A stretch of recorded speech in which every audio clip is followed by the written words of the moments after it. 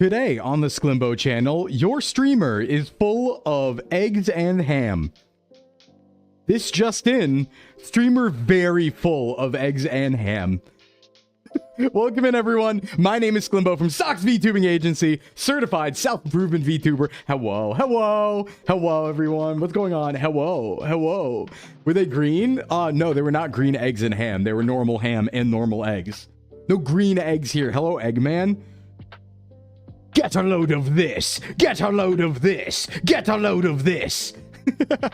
Birmingham.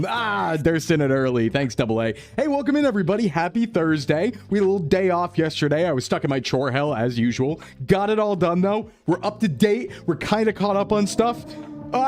So more stuff will show up for sure, right? Because I'm caught up. So no more stuff's going to happen now. Why are you so good at that, dude? I heard it a lot, Megafetus, to be fair. I heard it quite often. Hey, Crimson, thanks for the follow. Welcome in. Well, how we doing, everybody? How we doing? Happy Thursday. Today is our Just Chatting stream and also our fitness check-in and also probably Minecraft later. Let's be real. But mostly that. Thank you for the 110 streaks. I'm seeing a hundo 10 coming from Orpheus and a couple other people. Got an Amelia hundo 10 here. Bada boom, bada bing. All right, let's get through our normal stuff. As usual, we got to welcome everybody in. We got to tell you where we're at. And then we go from there. We also have to look at any cool follow names from the night before, since that's a thing now. Also, shout out to Shard, who did a tier 2 resub offline. Crazy to see. Hi, Command. Hi, Command. Welcome in, and thank you so much for the bits. Your boy's persistent metabolic adaptation. My shit's fucked. No, it can't be that bad. Come on, Command. Thank you for the hype train, by the way. Hype train has started. Come on, ride the train and ride it. It can't be that bad, Command. How bad is it? Tell me more. Let me help you. Let me see what I can do. I can do something. Okay, so Duntum, so what can happen if you stay really low calorie for a very long time? You will begin to adapt to a lower metabolic output by like almost subconsciously reducing the amount of activity you're doing outside of like actual exercise, right? And it means you burn less calories, and it can be a very big problem when you lose a lot of weight because your new weight loss target can keep going down. And it doesn't go like crazy, like it's not gonna like completely ruin your life, but as you lose weight and as you kind of adapt down, yeah, it could be a thing where you have to readjust your calories. So yeah, it's mostly due to one, obviously losing a lot of weight, so you're moving around less with, you know, less weight, and two, you'll just subconsciously kind of like downturn a few activities, like non-exercise activities, right? Like bouncing your leg, you know, hopping around, talking with your hands, and that will over time kind of like adapt down your output on the metabolism side. So it's something to be aware of, but it is kind of fightable, and that's why tracking things is really good, because it's a mental effect as opposed to a physical metabolic reaction. Well, it's both. It is a physical metabolic reaction because your body will start to downturn other processes over time, basically, but nothing like, it's not going to shut your organs down or anything like that, but it can have some effects, right, that do have a physical impact for sure. Never stop boogie woogieing, though. That's very true. Hey, Mario, still standing strong since the start. I appreciate your 90. Thank you so much, and thanks again for the bits, Command. Tell me more and we'll see what we can do, but we have to get through our stuff first. First things first, welcome to Lipetsk, Russia. You know what it is.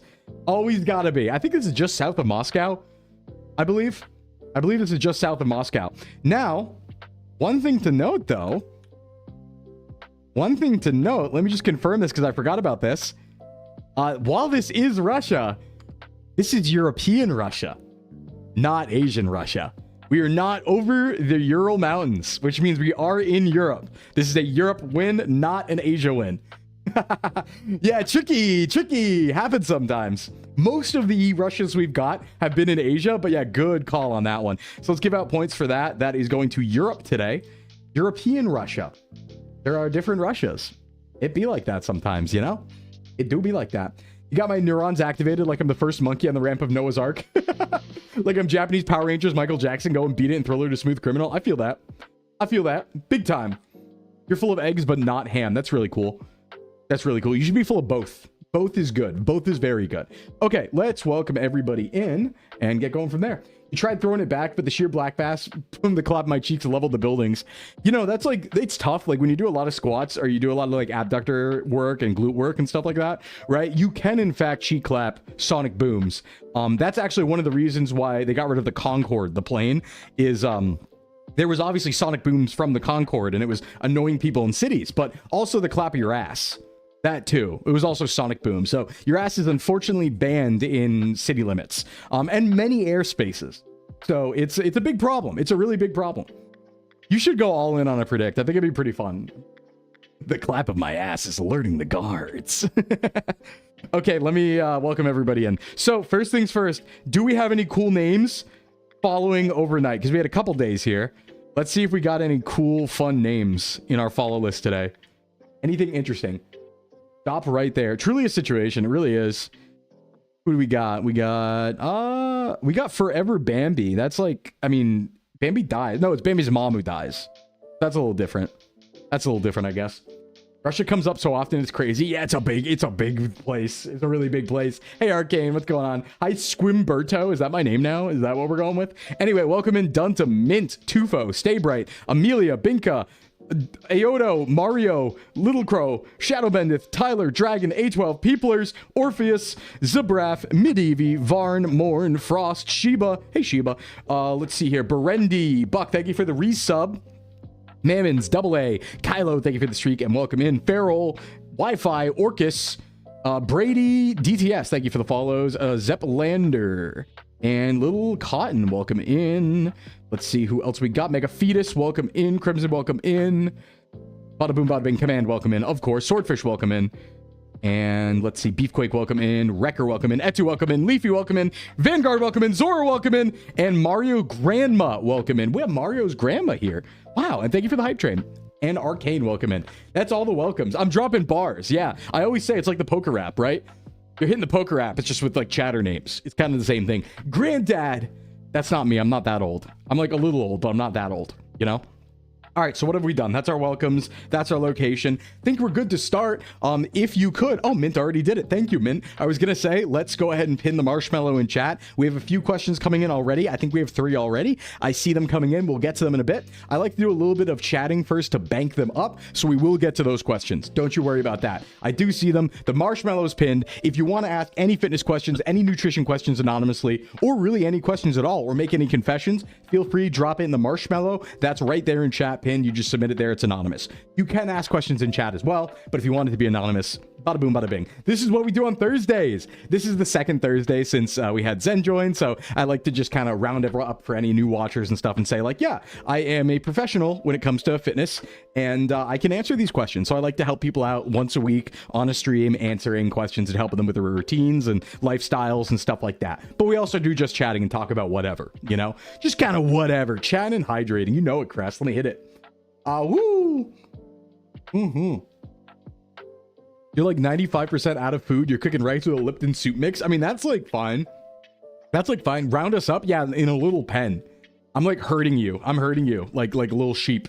I'm rounding you up in the pen. I'm gonna keep you there. And I'm gonna like harvest your wool for clothing.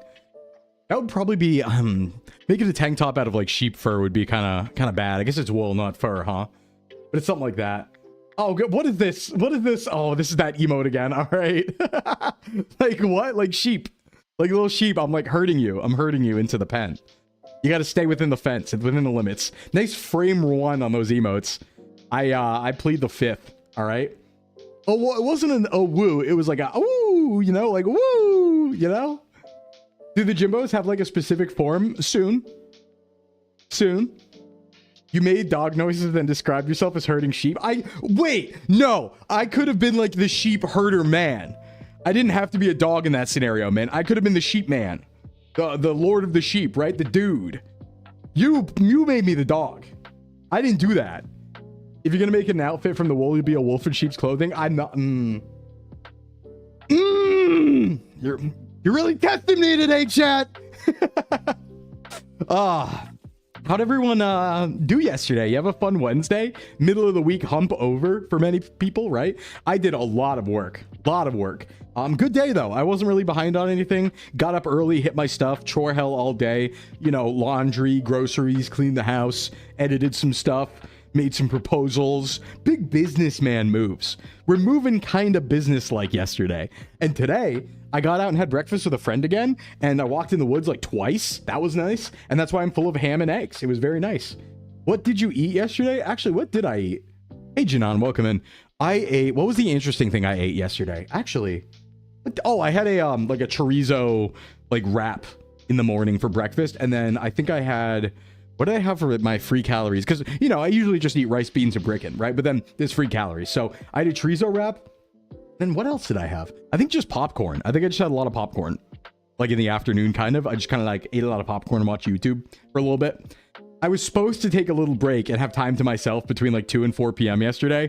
I didn't. I stayed on Twitter. I'm bad. I'm naughty.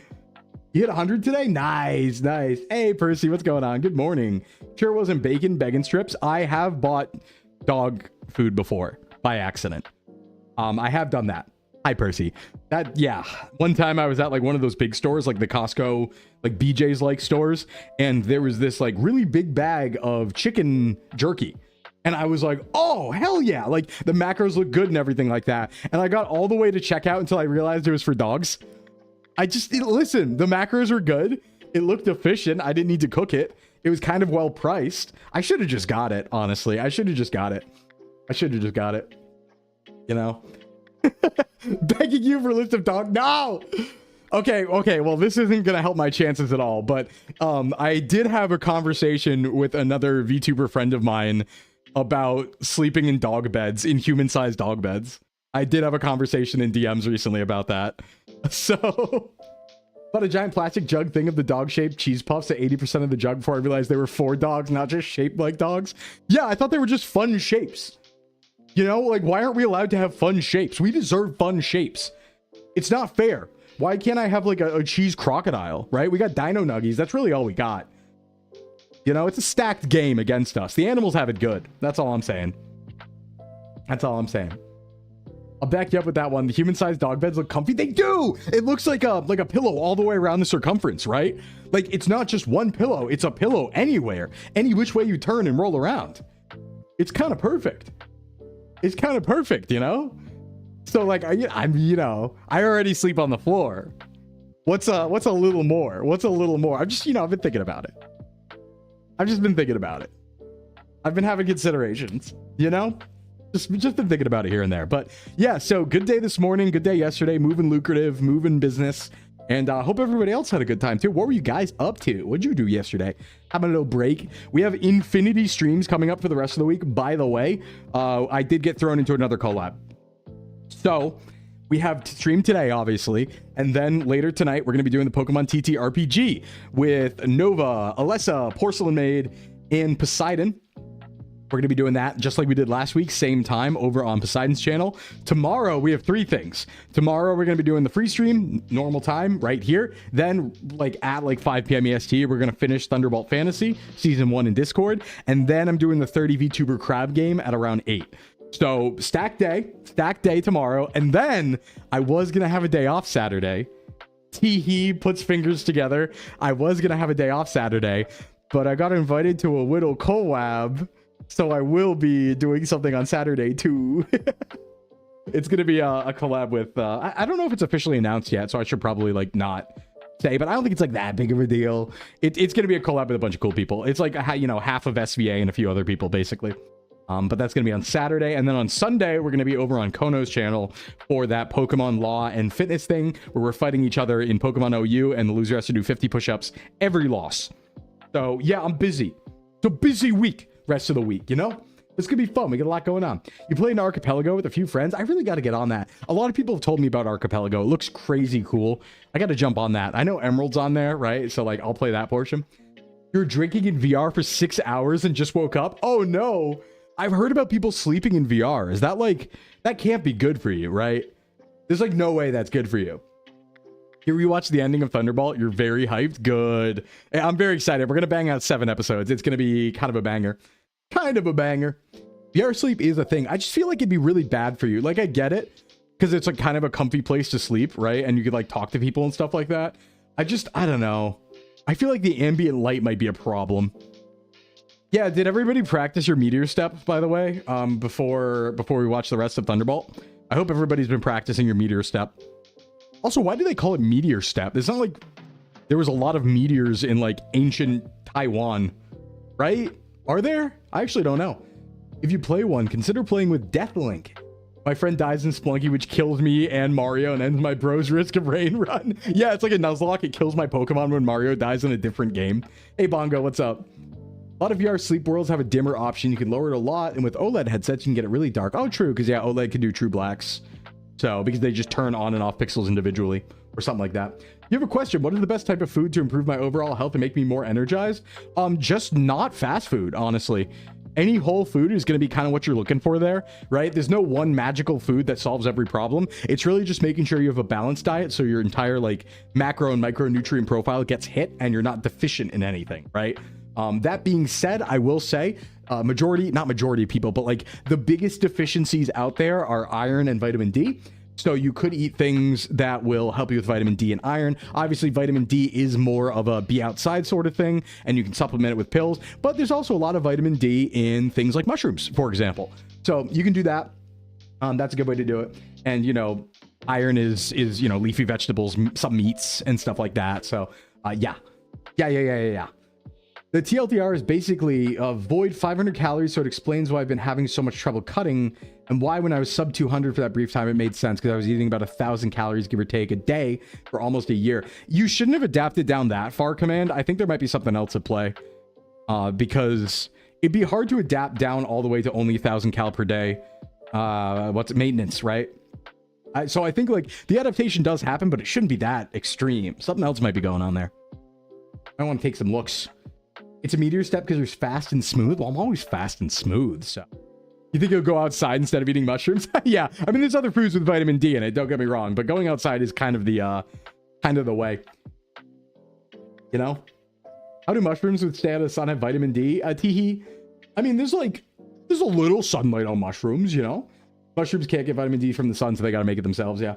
Got put on D supplements by my doctor, and she mentioned the most multivitamins do not have it in relevant amounts. Yeah, and the other big thing too is you have to consider that just because you're taking a supplement does not mean you're processing that supplement, right? And this is a big problem when it comes to absorption, where you never really know if you're absorbing what's in the supplements you're taking or not, right? Some people will have problems with absorption, not problems with actually, you know, actualizing the vitamin D from outside time, right? So plenty of people I know are outside plenty. Their body just is not properly converting vitamin D in the amounts needed. So they need to hyper supplement. But that's something to talk to your doctor about because you can overdose on vitamin D. You don't want to be slamming mad D supplements, right? Everybody needs a little D in their life, but you don't need that much D in your life, all to say, right? That's the term.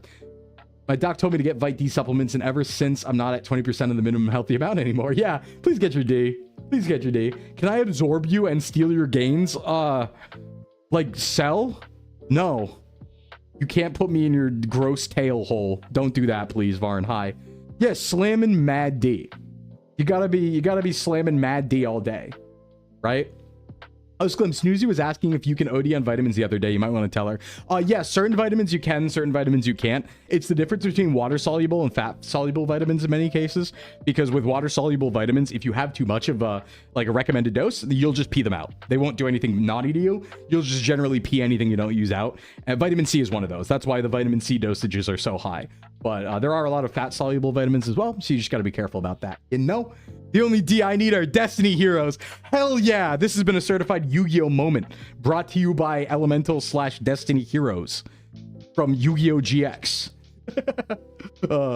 Eat a polar bear liver and you'll die of vitamin A poisoning. Can you really die off one liver that way? Damn. Let's see. It was more that I was able to lose the weight because I was eating way too little, but I was eating too little because I stagnated. The stagnation was from the adaptation, which was from the 260 loss. Yeah, got A, work with a nutrition dietitian. B, loose skin's not helping. I need to get that removed. But yeah, it's more test for ultra makes sense. I mean, you did, like I always say, you did an incredible amount of weight loss. You've lost a big person worth of weight. There are gonna definitely be things you want to look at and consider, and it's like what you've done is inhuman in a good way. It's superhuman in a very positive way, right? So as such, like, I mean, to an extent, I would say like you're a super performer, right? It's not like, I mean, maybe you'd almost have similar considerations. Like, the way I would think about it is, like, if you're taking fitness that seriously and you've lost that much weight, you almost got to think of yourself like an athlete and do what athletes do, right? And like have sports medicine doctors look at you and stuff like that and check all that stuff out and get tested regularly, because you're kind of performing at that level to do that, right? Because it's such an endeavor. Only thing I could think of when you're saying D were all the unintentionally funny Aster Phoenix moments. Yeah, a weekly dose of D due to a deficiency. Yeah. That my knees should be destroyed by now. Yeah, that's a big thing too, is like the joint stuff. But hey, speaking of fitness and nutrition, we can get back to yapping later, but I do see marshmallows piling up. So why don't we get started over there, start answering some questions. Hold on, let's see what we got so far. I think we have like actually 6 or 7 hits my hands. Hold on. Let's see how many we got today so far. And then we'll start hitting these, start working through the list. 8. Oh yeah, we should go.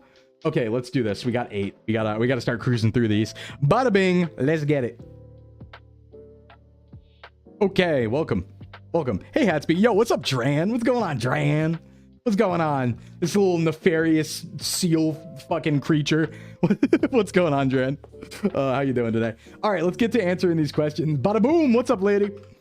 Starting from the bottom, we actually got this question. This was the one I was referencing on Monday, the really crazy question. So, all right, here's the question. I have a lot to say about this. This one got me heated when I first saw it. Was listening to a podcast and they mentioned how cardio, dancing specifically, doesn't actually do anything that requires protein.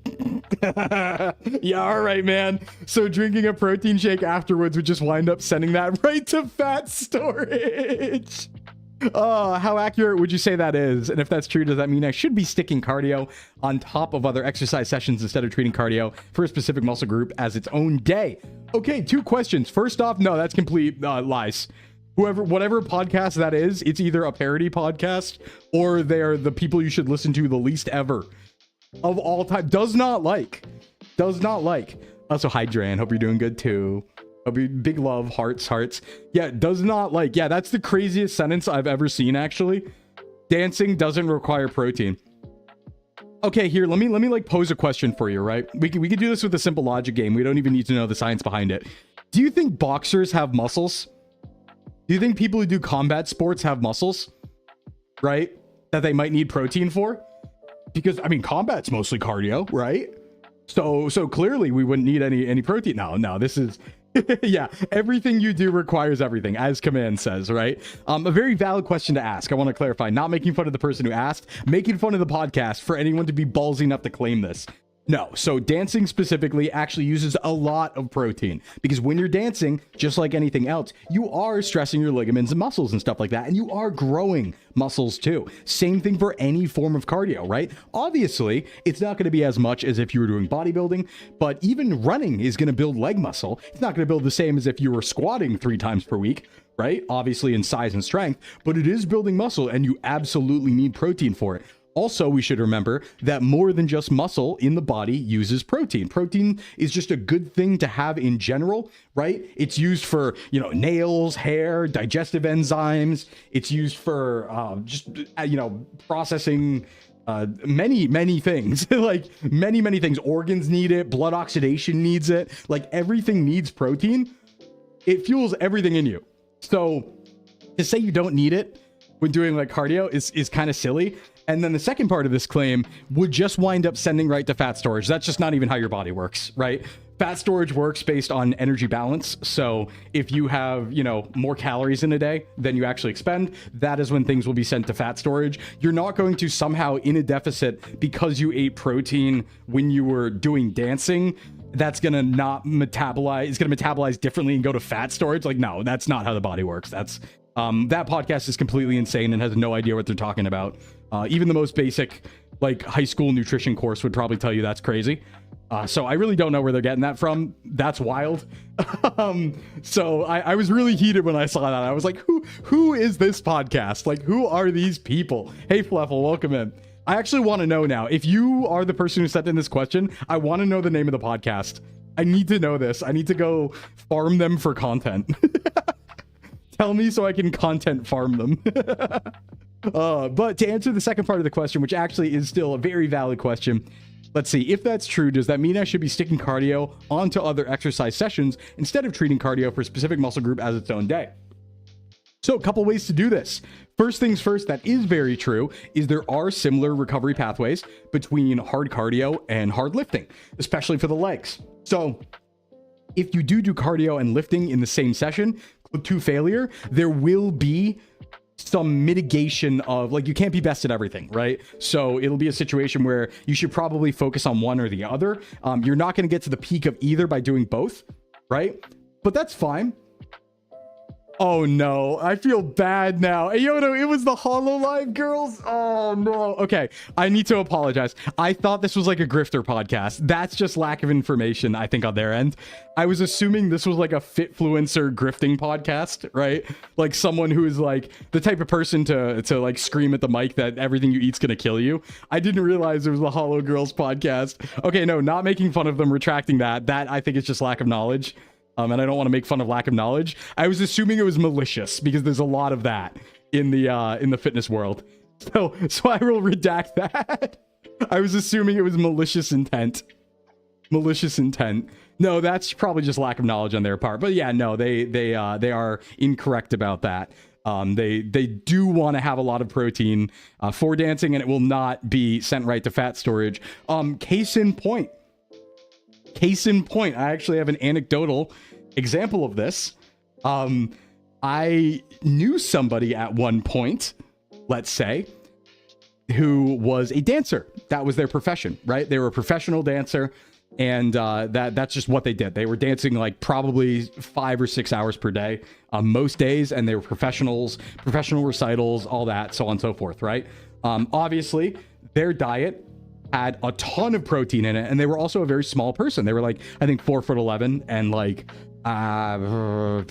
probably a lower on the BMI scale, we'll say, right? Very, very lean.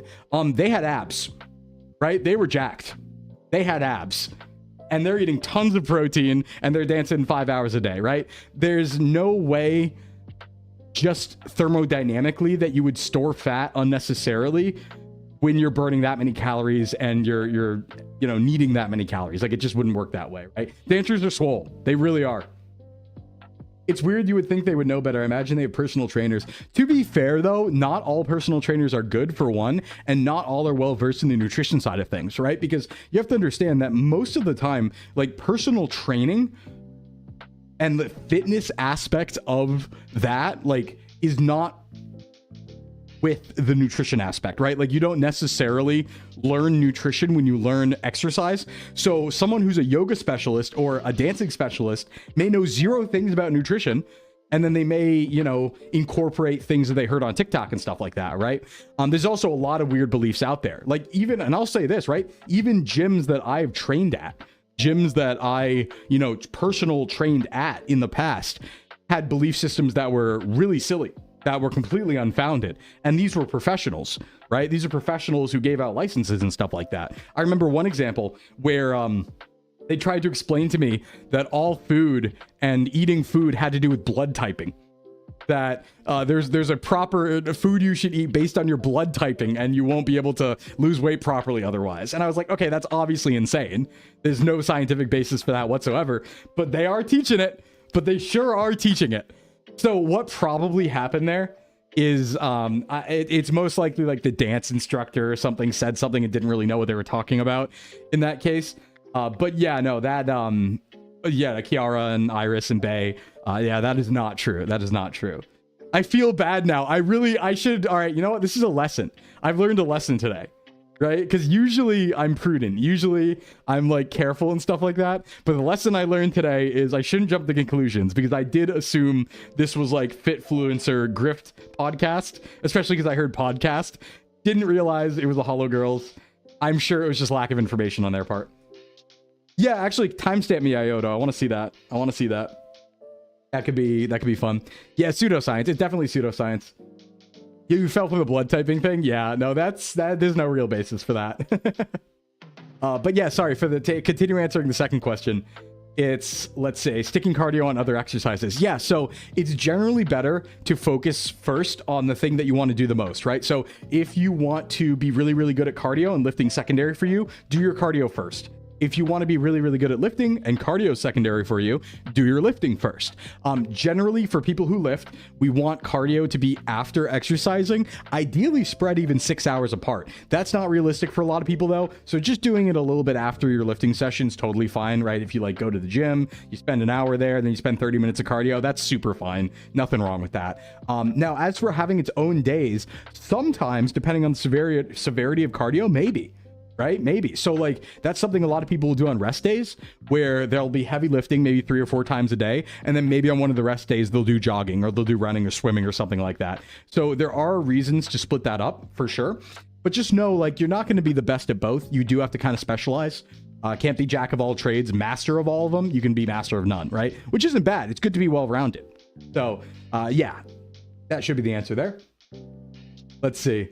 So as a shout out, yeah. I've learned my lesson. Don't jump to conclusions. I assumed it was Grifterverse. It's probably just a lack of information.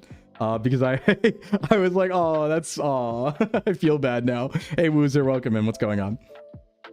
All right, next question. I've been sedentary for a good while now, and my core, I think that's the right word for it, seems to have gotten so weak that I feel a lack of support and soreness creep in just by standing and doing the dishes or brushing my teeth. I can't consistently rush to sit down while doing things. What can I do to improve this and how often? Crunches? I'm worried even walks might be a step too far when it's like this. Okay, let's see here. Gotten so weak, I feel a lack of support and soreness creep in just by standing doing the dishes. I can't constantly rush to sit down while doing things. What can I do to improve this and how often? Yeah, so I do think that walking will be helpful. But I think stretching is going to be probably something to look at first, because what's likely happening is also a sit posture situation where the posture when sitting might be contributing to that soreness, especially if it's in the lower back. And I'm assuming it's lower back here, might be wrong. Bodyweight squats might be a bit much. You could probably do them. The thing is, nothing is too much if you can handle it. And that's important to remember, right? So if you can do a couple bodyweight squats and you don't feel completely fatigued, it doesn't hurt you, it doesn't cause pain or anything like that, please do that. But the issue here might be more in lower back, especially when sitting, because people tend to pelvic tilt a lot when they sit either posteriorly or anteriorly, and that can hurt. That can give stress on the lower spine, right? So I would say try to stand a little bit more. As you know, ease into it and stuff like that. That should be something that helps go away as you move around more. Walking is going to be good for this, but don't go too crazy. Squats could be good for this, but don't go too crazy. But stretching especially, like floor stretches and stuff. Chair squats, yeah, sit down and come up with a chair, like a half squat. That's a good way to ease into things. Fluffle, very good idea. Pelvic thrust, woo, yeah, pelvic thrusting. So honestly, what could also be good here, depending on the severity, if it doesn't hurt, even doing very light Romanian deadlifts with a very low weight dumbbells can be very helpful here. That even with like 5-pound dumbbells, if you can stand that and that doesn't hurt you too much or really at all, that could be something you could definitely do here. So, hey Smeo, what's going on? Pelvic thrust, yeah, but it's really tough to come out of sedentary, right? So you just have to think about slowly easing into the amount of work that you want to be doing. So slowly ease into walking, because walking being a step too far when it's like this, right? That's depending on the length of the walk, I imagine, right? If a walk from the couch to the kitchen is like stressful, and then you know after you do the dishes and stuff like that, it starts to feel a little sore, just take breaks more often and ease into it and try and like time yourself and stay standing more and more and more and longer. Make sure your nutrition's on point. Obviously, get your protein. And if it is a lower back issue, you could see a doctor about that. Also, there's a lot of great lower back stretches, and I would look into that. Stretching is really good, and everybody should do it. You should get Ring Fit. You should, Zora. It's good. You're about to set up your Switch and play Ring Fit? Hell yeah. Hell yeah. You know, the dragon in Ring Fit's actually the good guy. I just want to point that out. The dragon just wants everyone to lift and exercise. I think the dragon's right. I think the dragon's actually not evil. I miss like Wii Sports. The tennis was my fave. Yeah, that stuff's good. The thing is, you have to remember, right? When we talk about fitness, I really want to drill into people's heads. It doesn't just mean go into gym, lift heavy weight. Anything is fitness. Anything is exercise. Going for a walk, going for a hike, swimming, you know, all of that's exercise. Wii Sports, Ring Fit, playing tennis, playing soccer, any of it. That's all exercise. That all counts. Even going to your job, being on your feet all day, moving boxes, all of this counts. So just keep that in mind when you think about fitness, right? You don't have to necessarily be hitting the gym 5 or 6 times a week to be doing fitness, quote unquote, right? Healthy lifestyle is much more than that. Miku boxing? Yeah, Miku boxing, right? Miku knockout. Let's get it. Absolutely. All right, next question. How accurate would you say the measurements the smartwatch gives for your body fat, skeletal muscle percentage are? Obviously, they're not going to be super medical grade. They're at least in a reasonable ballpark for tracking progress data tracking progress data week to week. Yeah, not very accurate, unfortunately. Not very accurate. So same thing for like the index body scanners that you stand on, which send the electrical pulse. They, at least when I last used them, they weren't very accurate because while it is good at determining how much of you is skeleton, it's not very good at determining fat versus muscle in my experience. So if you are somebody who lifts a lot and you are muscular, same problem as BMI. It's going to be really hard to differentiate for the watch how much of that is muscle mass, lean mass, and how much is actually fat mass. So if you don't lift at all, it might be more accurate. That's one of the reasons why, for example, I tend to say the BMI charts are actually fairly accurate for a non-active population, right? So we always say, and you hear it a lot, BMI is a bad indicator of how healthy you are, and that is true sometimes. Because if you lift a lot, if you're an athlete, if you have a lot of muscle on you, BMI is going to be crazy inaccurate for your actual overall health, for sure. And if you're, you know, overweight or underweight or anything like that. But if you are fairly sedentary, you live a normal lifestyle, you don't exercise much, you don't lift much, BMI will actually be more accurate because there isn't a lot of lean mass on you. So that will mostly be fat mass. So same thing as that kind of, where it's really hard depending on who you are. But yeah, it's intended as a population level measure. Exactly, Liz. And it is okay for that. I don't think it's great. Don't get me wrong. I don't think it's like the best thing ever. But yeah, it's tough.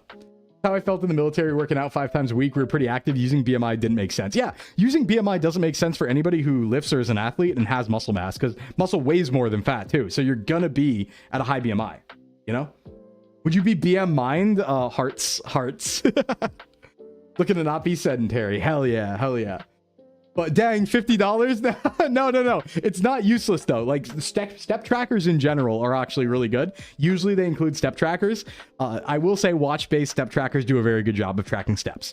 I won't say it's the best at tracking calories or body fat percentage or anything like that or lean mass, but it is good at steps. There is a good reason to have it. So I used one for a while. Oh, the Miku boxing. Yeah.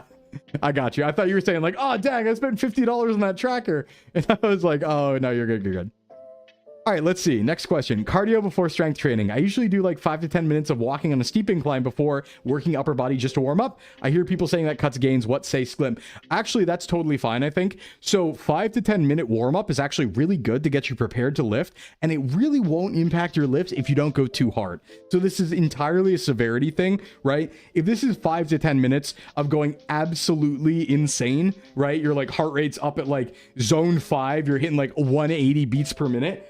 Like, yeah, that will affect your lift. I won't say it'll cut your gains, but you might perform less, which might lead to less muscle gain, right? So in a transitive sort of way, yes.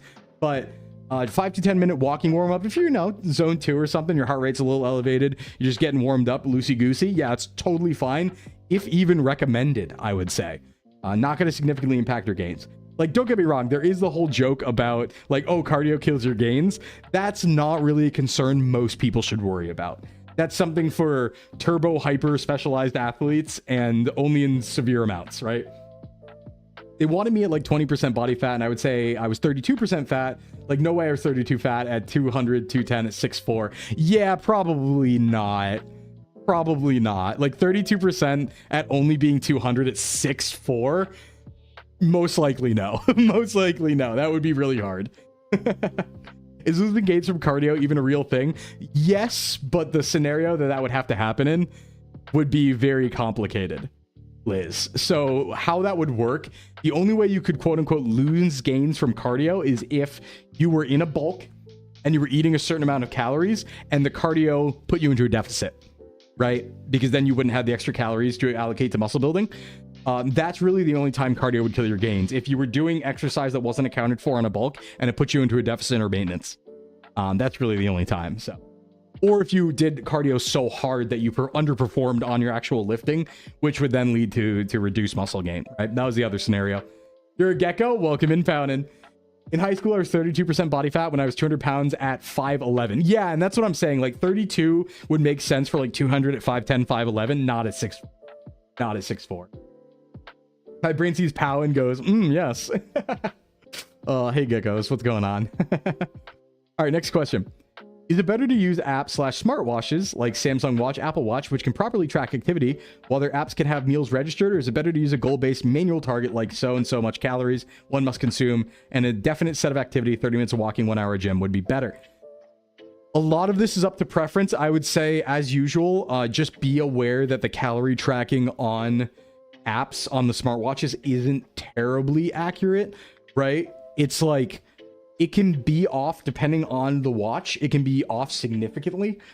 It can be off up to even like, I mean, they've gotten better over time for sure. I had a conversation about this a few months ago. They've gotten better over time, but they still can be off by many, many percentage points that matter, that can take you out of a deficit. It can be off by a few hundred, but a few hundred is very serious, right? In that case, when we're talking deficits. So, and it can be off by even more depending on a few circumstances, right? Like certain people, it doesn't read accurately, right? So there's that. I do think generally manual targets, as long as you stay on top of them, are better because you don't have to account for activity, right? So what I tend to say, and this doesn't apply to hyper performers, right? Like I think there's a little bit of almost common sense to an extent here where it's like, I tend to tell people who are trying to lose weight, like, hey, don't track what extra calories your exercise burns and then add that into your calorie total. Just take the extra few hundred calorie deficit and lose weight a little bit faster, since that's your goal anyway, right? That's usually what I recommend.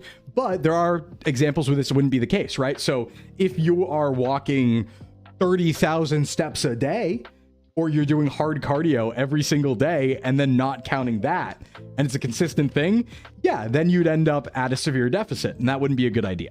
So manual targets are good. You just have to consider your level of exercise, right? But most people don't do that extreme level of exercise, so it's better to just kind of like not count it and just be like, yeah, I probably burned like maybe 200 extra calories there. I'll take the deficit, right? I'll take the deficit is how I like to think about it. Orange, welcome in. What's going on? But one thing I do like, and I really do like to recommend, is the app called Macro Factor. It's one of my favorites. I'm not sponsored by them or anything, but I used them in the past. I really, really like them because if you give them your weight every day and you give them the exact calories of the food you ate, i.e. if you give them perfect tracking, they will tell you exactly how many calories you burn every day and adjust your targets depending on your goal. So what you do, you put your info into the app, and then you say, I want to be 180 pounds by September, right? September 1st, I want to be 180 pounds. As long as you weigh yourself every day and put it in the app, and as long as you input all of your calories accurately every single day, it will over time build mathematically, based on your lifestyle and based on your weight fluctuations, exactly how many calories you're burning. And it will auto adjust those calories so you hit your goal at that exact time that you intend to hit your goal. So if you end up burning more calories, it'll increase, right? If you burn less, it'll decrease. So not sponsored yet. Yeah, but like it's really good. So it's just, if you give it perfect information, it will give you perfect data. It's just really hard to give perfect information. But as you build up a bank and do it for like months, even deviating won't really affect it that much, right? Because it's going based off your old data as well. So if you happen to miscalc on a day and you had 1,000 more calories than you thought, it's not the end of the world, because the data bank will be like, that was probably an outlier, right? Because we have 3 months of consistent data. It's not going to be outweighed by one day. Throw back to the time I accidentally walked 6 miles when I meant to just go to the mail because the outside was pretty. That's so real. I almost got lost in the mountains once doing that. I like got out of my car and I was like, I want to go on a little hike. And then like 3 hours later, I was without water at the top of a mountain. Like, uh-oh. Small random errors are ironed out over more and more data. Exactly. So it's a really good tool if you are willing to track that accurately. But that aside, I think the apps can be helpful. I think the apps can be helpful for tracking like steps and stuff like that. Like they're not terrible. I don't say avoid them entirely.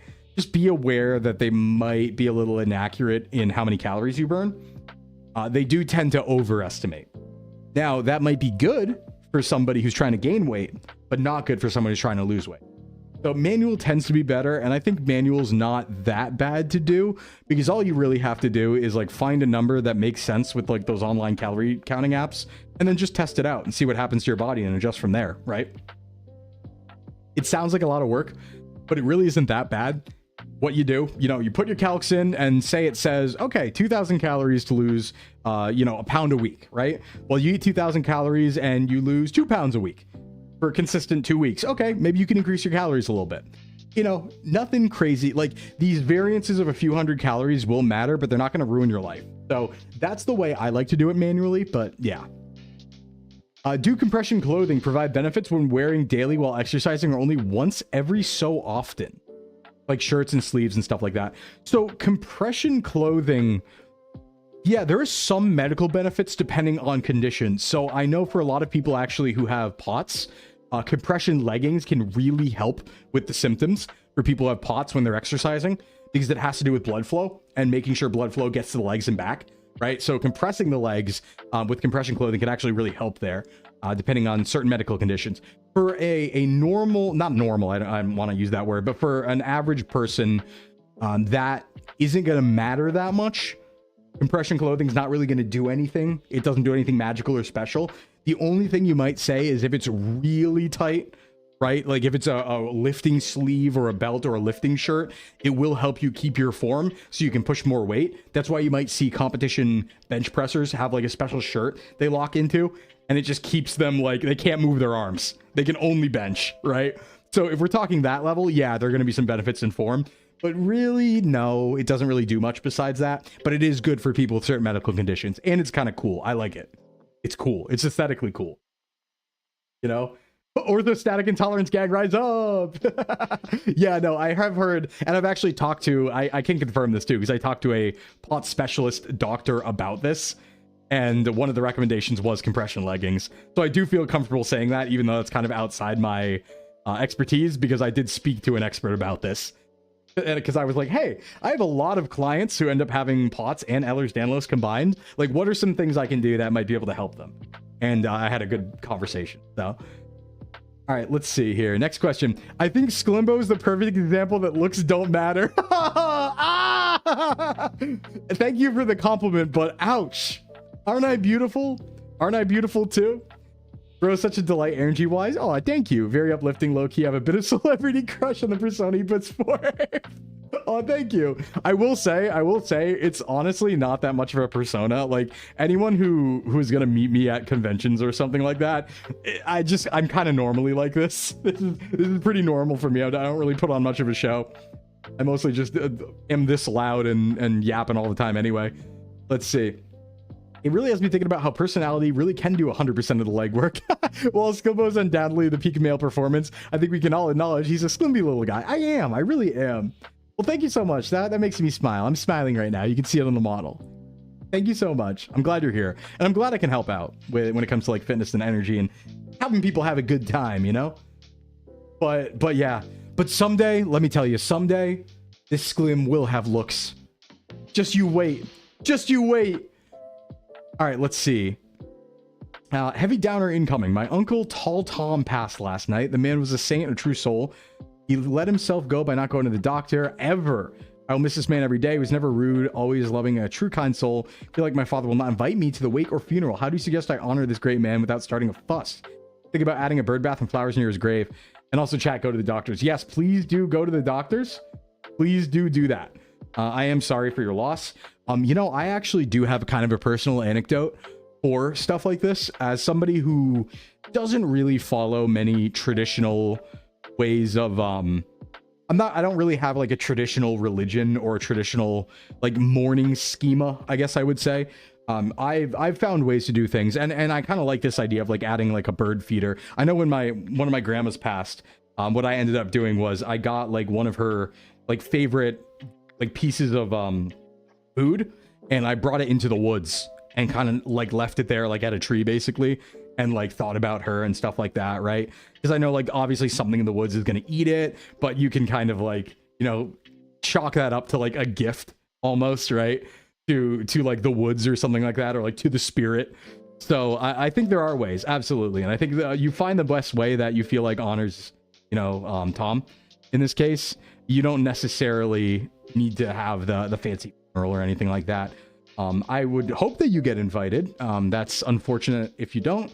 But yeah, I do think it's a good way. Like a bird bath's nice, flowers are nice, trees are nice, forest offering, very druid-like, yeah. I think it's a good way to do it. I do agree with that, yeah. Sorry for your loss, but I like your thought process of a good way to honor in a non-traditional way. I like it a lot.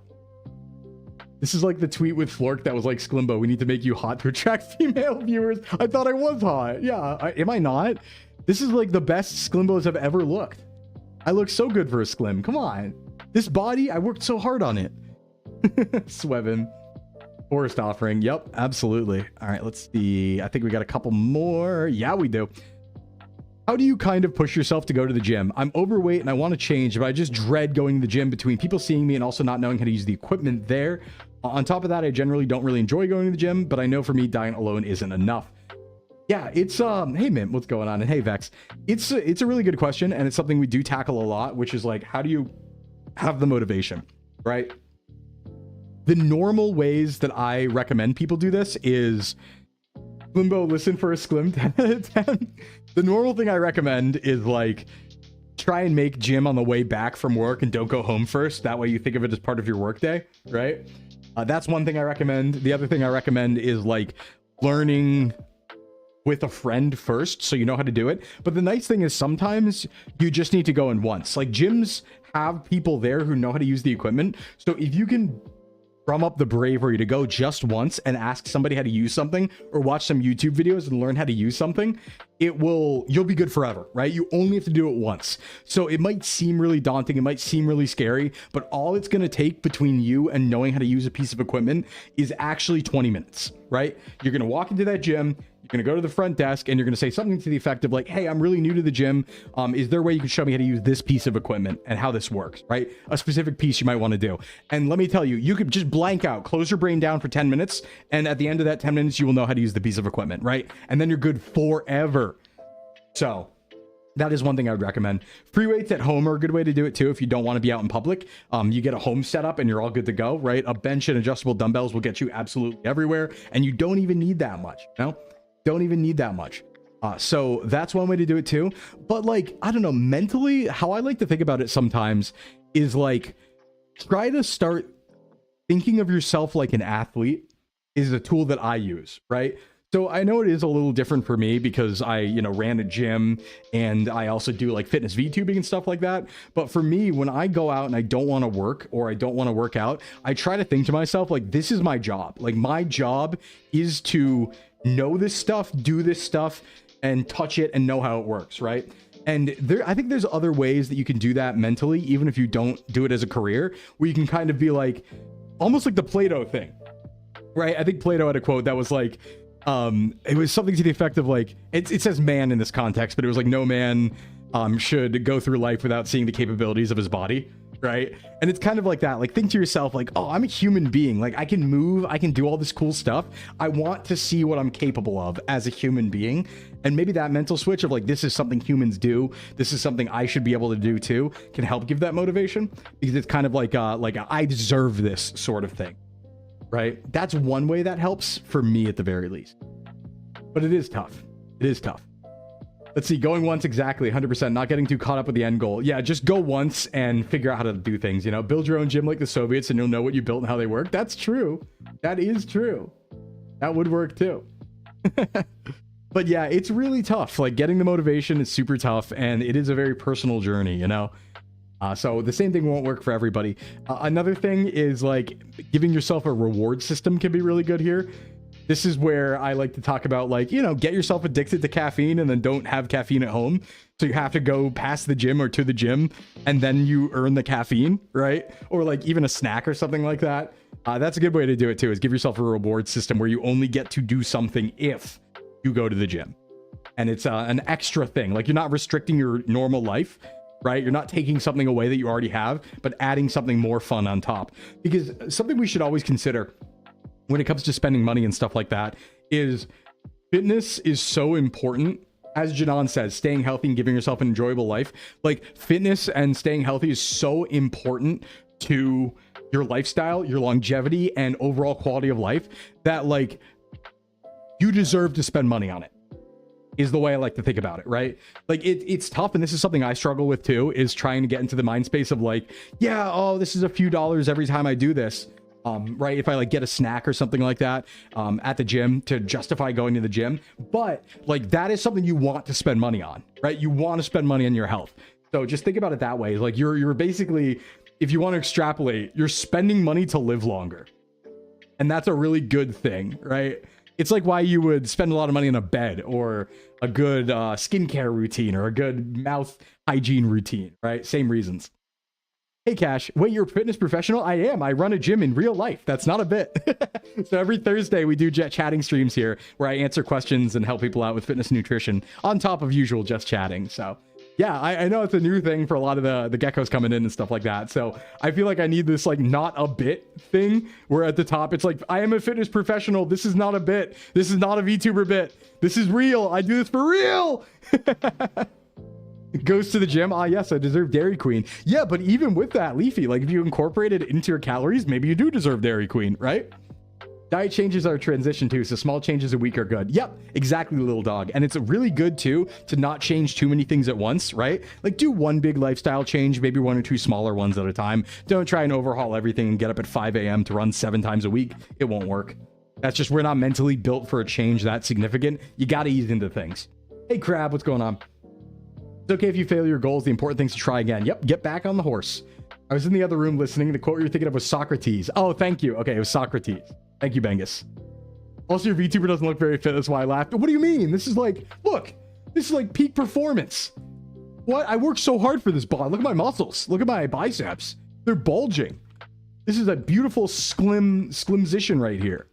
You know? All right, let's see. What's next here? Hey, Nintendo Dork, welcome in. I stopped seeing a dietitian twice because I was ashamed I didn't read my goals. Yeah, that can be hard. That can be hard, whereas like it's accountability, but can also feel a little bad if you don't, you know? I get that. Also, thanks for turning me into Brick, I appreciate that. I sort of see the VTuber benching 350. Well, not that much, but I was, you know, on my way there. That's a muscle belly. Yeah, it's muscle gut. You're under 300 for the first time in a decade. Good job. Hell yeah. Keep it up, Cash. I understand counting calories is a great way to track your health. What advice do you have for people who are too lazy to do the math and counting? Any general tips for healthy living and weight loss when it comes to eating? Yes.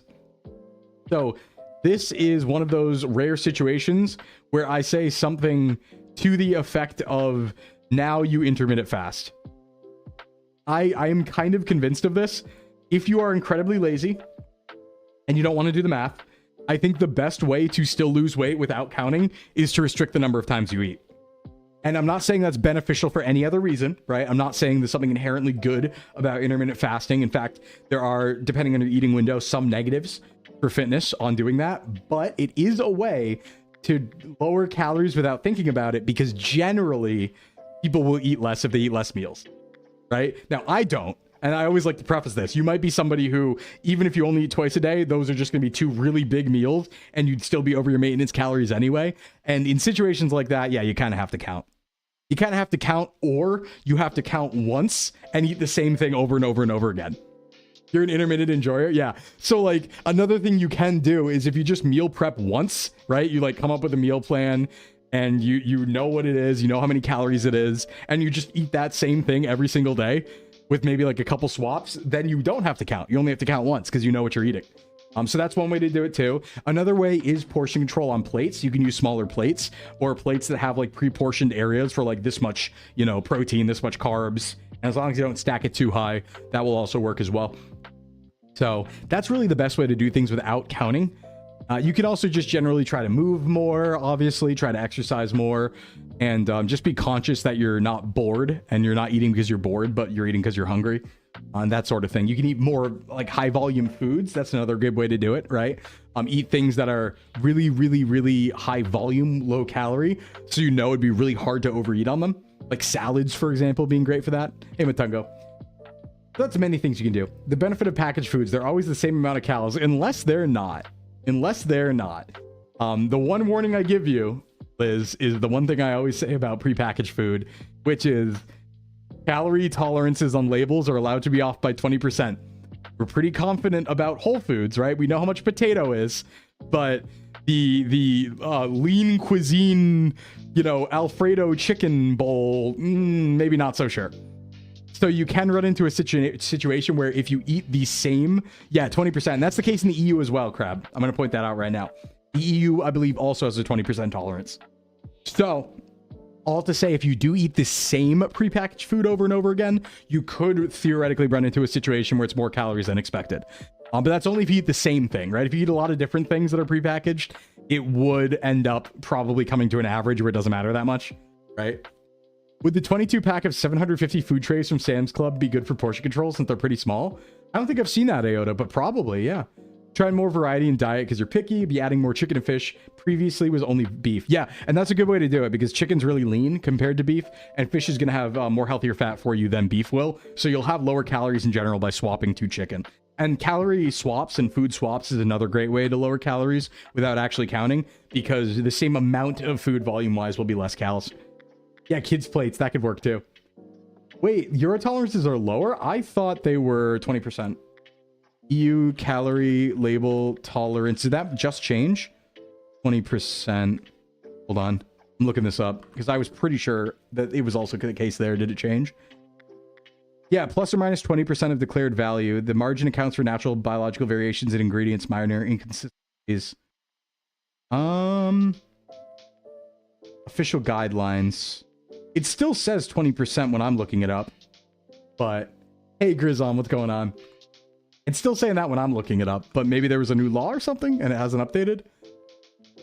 So, oh, let's see if this gets eaten. Oh, Andrew the PA. All right, let me pull this up. We'll take a look at this. I got to go to ads soon too. We got to take a little ad break here. Let me pull this up though. This will save me from having to clean 750 dishes over time. 22 at Sam's Club. Wait, look at this. This rocks. That's actually such a play. Just getting the tiny food trays. Okay, I see what you're working with. Yeah. I mean, depending on what you put in there, though, that could be a lot of food. So it really does depend. But that is pretty good. That is pretty good. That's definitely a way to do it. You'll post sources later. Okay, gotcha.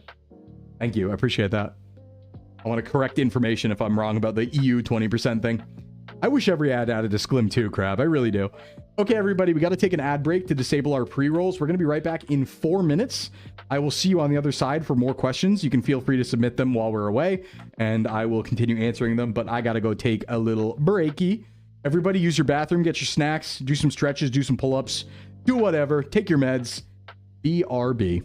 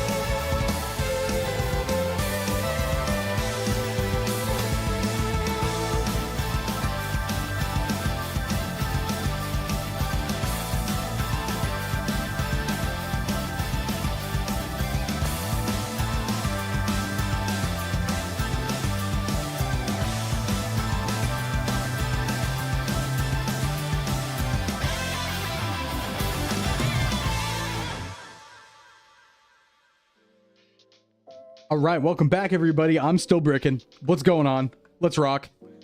All right, more questions. Reload. Maybe I'll do some stretchies. You should do some stretchies. You should do those. Hey, Mad, what's up? Welcome in. Welcome in. All right, let's see. Okay, ignore the joint damage using them causes. Rock Lee weights, yes or no? Okay, well, if I'm ignoring the joint damage, then yes. but like, that's like saying like, yeah, ignoring the bullet wound, is it cool to get shot? I mean, yeah, I guess.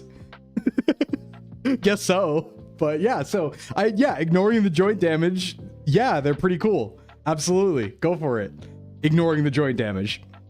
But if we're not ignoring the joint damage, maybe not the best thing to do. Maybe not the best thing to do. It's like, it's not super dangerous, right? It's not going to explode your body or anything. It's just really not that efficient or effective, I would say, you know? So, hey, Wrecker. Hey, Sclimbo Navius. I was wondering, I'm on a bulk right now. Would you recommend eating 1.5 pounds of rock to help the food break down faster? Oh, you mean like, you have like the gizzard where you have like the gravel in like turkeys do, and the gravel helps like process your food? Is that kind of what you're going for, Wrecker? I think like poultry do that, right? They have that little sack that has like, yeah. I think it's a good idea. Yeah, I think it's a really good idea. I stopped the pet him and he got so excited he farted. Oh, damn. Yeah, so that's a really good idea, Wrecker. Should probably do that. Cows do it too. Yeah, it's good. Have some rocks in your gut at all times. I think it's some good. I mean, I've eaten concrete before. It's like edible. You'd be surprised how chewable concrete is. You can break that off with your teeth. Kind of wild. Got Diego Brando in chat. Cool. Very cool. I sat my cat for context. Yeah, I saw. I saw. Hey, Sclimbo, hope you've been doing good. Just wanted to ask you about tips for bulking. For a long time, I've been struggling to gain some weight, not due to a low metabolism or anything, but just because I don't have the appetite. Do you have any workaround for this? I thought of eating more simple carbs, but I'm not sure. More simple carbs will work for this. Absolutely. There's no really negative impact from having that. So you could have more simple carbs, especially if you're bulking. You can time them. So you're going to have really good lifting sessions if you eat them like the night before or something and then lift in the morning. That's like really, really good, right? So you can use simple carbs to actually kind of like carb cycle bulk, and you can have even higher performance during your lifting sessions. So that's one way to do it. I always like to say, just go for, you know, low volume foods that are very high in calories. Like keep nuts on you at all times, right? Always get that thing on you. Keep strapped with nuts. Have a bowl by your desk, so you're just grabbing them and eating them. That's a great way to do it as well. And that's not unhealthy for you either. So those are my big two tools, I would say. Yeah, just go for, it's the opposite, right? Go for low volume foods instead of high volume foods. Bada boom, bada bing, you know? Has this guy tried hard crack? No, I haven't tried crack. Not really a drug guy. I'm only high on life. Cross his arms. Hits the dare pose. I didn't headpat my hubby and make him fart with happiness. That's good. Hey, Flamebird, thank you for the resub. Thank you so much. Did you watch the Enhanced Games? Thoughts? It makes me want a sporting event where all the athletes have to smoke a blunt before performing. And thank you for the 4,500 follow goal. Thank you so much. YOLO moment. Oh, thank you so much for the resub, Flamebird. How you doing? How you doing? And good question. So I didn't watch the Enhanced Games, but I did hear about them. And I do have like some opinions. But this is like, I feel like this is not an opinion that the general population has. This is very much a me opinion, right? I think that as long as everybody is making adult decisions and it is advertised as we are taking steroids, I think it's I think it's I really do. I just, listen, I want to see how strong we can become. I want to see how powerful we can be. And if that means that somebody makes the choice to blast super steroids, then I guess we're there. Shakes hand. Yeah. I think like, anybody who, RP, thank you so much for gifting a sub to Crab. Thank you so much. I think anybody who lifts a lot and like it's kind of their lifestyle, right? I think a lot of people who do that have this thing where like, even if they wouldn't take steroids, even if they know it's dangerous, they still kind of look at the people who make that choice and understand that they're lowering their lifespan and it's not healthy, but they're also superhuman performance, and being like, that is still kind of cool. You know, I don't think people should lie about it. I think it's really important that we be upfront, like, this is unhealthy, don't do this. And this is my PSA, right? Don't take steroids. It's unhealthy. You'll lower your lifespan. It will suck. You'll be forced to take insulin for the rest of your life to just combat the side effects. Like, don't do that, right? It'll destroy your normal testosterone production. Don't do it. But if you are a lifter and it's your life, right? It's your job.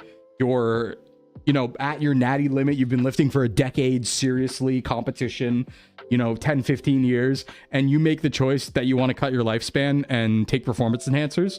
Like, I'm all right with that. I don't really have a say in that. I don't think I have a reason to be like, no, you shouldn't do it. Like, obviously, you know, they know the risks at that point. We don't want to see kids taking it. We don't want to see younger lifters taking it. Nobody who's starting lifting should ever take it. That's stupid. When you're starting lifting, you're effectively on steroids anyway, because the stimulus you get is just so effective for your body because you're not adapted to it. So, like, you know, don't. But, like, if you're really experienced and it's your lifestyle and you're older and you know the risks, I think that's like a thing people can do, right? Like, there's plenty of stuff that people know the risks of and then get into it anyway. But yeah, you know, I think it's all right. I think it's fine as long as it's advertised that way. But you gotta tell everyone's on steroids, right? You can't pretend like they're not. The guy who did no drugs win. Well, so I did have a question about that. I don't know anything about this, but somebody did say to me, oh, the person who didn't take steroids won the swimming contest. And my immediate first thought was, well, it's an untested game. How do you know they didn't take steroids? Is it just because they said it? Because, like, a lot of people say that. So, like, unless there's some lore there, I don't know. Maybe this was, like, a known natty competitor, right? A competitor who, like, has been tested in previous leagues. Probably. That's my guess. Thank you for the anonymous gift to Arcane. Thank you so much. So that's my guess. Is like, all right, maybe it's somebody who competed in natty leagues. So they know he's natty from other leagues. But, like, you can't really trust somebody saying they're not taking steroids. Face of Mars. In a league where they don't test if you're taking steroids or not. Right? A lot of people lie about that. Yes, I'm actively taking steroids and meth as a professional baseball player. When I thought taking steroids would make me steroid man like Spider-Man was bitten by a spider. Take steroids while being supervised. Yeah, well, doctor taking steroids are also a different thing, right? Like, sometimes they'll be prescribed for, like, TRT and stuff. That's different. Watch the WWE and Hulk Hogan Netflix doc, and the funny political stuff aside, Hogan sure ran on a gas tank filled with unladen fent. Yeah, no, they took crazy stuff back in the day. That's why they're all busted and dying. You know? It was an Olympic medal winning swimmer. Okay, that makes sense then. That makes sense. But that also, like, again, I think the thing that's interesting about that we need to consider is, like, I don't think that necessarily disproves the idea of the games. I also miss X-Files, by the way. Words, mint. I also was thinking about that recently. I do want to watch X-Files again. I miss it. Hey, Shogi. But yeah, like, here's the thing, right? So the enhanced games were for people who were untested, but that doesn't mean that they were at the top of their competition. So if an Olympic gold medalist came in, yeah, they'd probably sweep people who are on steroids. But if that Olympic gold medalist took steroids, he'd sweep himself. You know, like, just taking steroids isn't going to make you beat every natural person ever. There are going to be people who are still way better than you, even if you take steroids and perform at a good high level. But, like, if that gold medalist then took stuff, then records would be broken. So that's something to consider, right? Best swimmer in Olympic history smoked weed. I'm justifying the weed Olympics. Yeah, I don't think weed would really have any, like, super negative impacts long term if you were, like, good with it on, like, lifting performance or swimming performance. When I had to use the steroid inhaler, I didn't understand different steroid types. Yeah, exactly. Because there's corticosteroids and anabolic steroids. They're very different. Used to do semi-pro show wrestling for years. In one show, I got clotheslined by the caveman, a biteable indie, and then I had to quit because Shulp? What is Shulp? A high dive. Notable indie. Gotcha. You got bitten? Damn. Sorry to hear that. Coming in 4 years of the steroid Olympics? Yeah, pretty much. It's just, you know, sometimes it's cool to see what the peak of human performance is. I think that's kind of cool. I think it's kind of cool. But I also don't want people taking this stuff because I do see the other argument. I do see the side argument to that, which is like, oh, but, like, if we have the enhanced games, it's going to glorify it. And yeah, that's true. That is a problem. I think that what you should do is you should have the enhanced games, but the sponsor of the enhanced games is just an ad that blares in your face that says, don't take steroids, these are bad for you. And, like, all of the billboards at the enhanced games say, don't take steroids, these are bad for you. That's one way to do it. Yeah, who did you go against? Good question. I maxed out the torso rotation machine at my gym, one of those where you kneel on the pad. Yeah, like an oblique machine. Sounds impressive, but it's only 170 pounds. Doesn't seem crazy. Is there a way I can make the workout harder so I can keep pushing harder?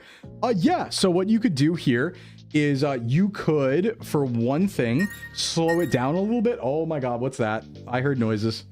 Goodness gracious. What are we? Oh my. Hold on. I think we just got a couple throne things here. Hold on. Let me pull up throne. I didn't have it open today. I need to pull it up to actually see, but I heard the notification and I saw it. What do we have going on here? Let's give a little login real quick. What do we have going in here? Let's take a look. Yo, did we get funded? Hold on. Was that? Oh shit. Wait, who did that? Whoever that was, thank you so much. Okay, this is actually super important. Anonymous. We have an anonymous gifter. Okay. An anonymous gifter just bought our portable mic setup off of Throne. Oh, thank you so much. This is actually super important. So to clarify what this is, everybody, this is a Sclimbo upcoming thing for any new people here. I am going to be doing IRL streams. I'm not going to be showing myself on camera, but we're going to be doing POV streams, hiking in the woods, going through nature, going on adventures, that sort of thing. I'm going to be taking you guys on adventures in real life, on like quests and stuff like that, right? So I need a setup for that. I already have a laptop. I stream off a laptop. I needed a lapel mic. And that was the lapel mic right there. So we're not using it for anything nefarious. It is for IRL streams. So we have a lapel mic that we can speak into, that we can hook up to everything. We are going to go outside. We're touching grass in the future. So I think we just now need a chest rig for my camera. And then I think we just need to actually figure out the internet service. But we're good to go besides that. Everything else we have. So thank you so much for that. That's actually huge. That's actually huge. We have that now. That was like the final expensive one purchase equipment piece. Gonna laugh if you get jumped by Bigfoot. I hope. Could you imagine the headlines? VTuber gets jumped by Bigfoot. Yeah, chest rig is gonna be like 17 bucks probably. Like I'll just go get that. But thank you so much. That means the only thing left on my throne now are energy drinks. I should probably put something else on there now, because I think I just have Monster and like Alani New on there now. But thank you so much, whoever that was. Anonymous gifter. Big love, big hearts. Well, we'll be going on adventures on Fridays probably, once we get that all set up. And I'm trying to have that set up by the time I evolve to my 2.0. Working hard on that. I need to figure out the service though that actually lets me stream. So. It's enhanced pharmaceutical sponsored event. Wonder why the hype? Yeah. Mothman swoops down, fights Bigfoot, Godzilla versus Mothra. I do think it would be funny, as like tragic as it would be kind of funny to have something really tragic happen to me live on camera, where it's just like the headlines like VTuber gets killed live on camera, and it's like me getting eaten by a bear or something. That would be kind of funny. Like, I don't want to die, don't get me wrong, but that would be kind of funny. It's just like, you check into stream one day, you're like, yeah, what's Sclimbo up to? And you click on the stream, and it's me getting ripped apart by a bear. Like, Did you see the one I sent regarding services for IRL? Maybe. The thing is, I think we just need the internet. I don't think we, like, a lot of people put like 30 modems in their backpack and like do bonded networks. I don't think I can afford that. But I think we're gonna have to find a different way. You probably meant something different than I did when I wrote things. It does not mean. Oh, okay. Yeah, Liz Top, what I'm referring to is it's 20%, like the calories on nutrition labels are allowed to be 20% off from what they actually physically are to allow for tolerances. That's what I was referring to, Liz. I feel like Sclimbo will do something like a found footage thing. Exactly. We can do so much. Yeah, I am going to be the unemployed friend getting up to shit while side questing. You're going to be like tuning into a Friday stream and I'm going to be like in the mountains. Just like, hey, what's up? I'm going to be at Skinwalker Ranch. Hey, what's up, Kono? I'm very excited to do 150 push-ups on Sunday. I'm not, but... But no, I have a lot of plans because I love traveling. You know, I live as frugally as possible so I can travel more. And I have a mobile setup. So I'm going to be taking chat with me and we're going to be doing stuff. So we have our normal streams will still be going on, obviously. But we will also, every once in a while, have like quest and adventure streams where we're just out doing stuff in the woods. We can find the coolest stick together. We can find the best stick weapon together in the woods live on stream. Very exciting stuff. You know? Very exciting stuff. Challenge Snoop Dogg? Yeah, maybe. Next question. Big agree on the Sclimbo crush. My standards have been raised. Aww. Miles like blushes. His heart grew 3 times its size. Cries a little bit. Cries a little bit. Cries a lot. Thank you. Thank you, Miles. It means a lot. Touching grass, except not. Yeah, well, like virtually touching grass. A redshift. All right. Question: as a VTuber, does your knowledge of fitness come into legal question because you're theoretically hiding behind a mask? A la Spider-Man, like a fitness vigilante. Can your persona be sued like Spider-Man be sued by John Jameson while Peter Parker's not liable? Well, so like, I mean, like, I'm trying to think of how that would work. I guess, like, yeah, because people don't know my actual... I guess you would have to, like, subpoena that, right? If you sued, but yeah, I mean, like, I'm legally allowed to do this, so that's not a problem. Like, I am legally allowed to talk about this stuff, right? And, like, give advice and stuff like that, so that's not an issue. I don't know how that would work, though.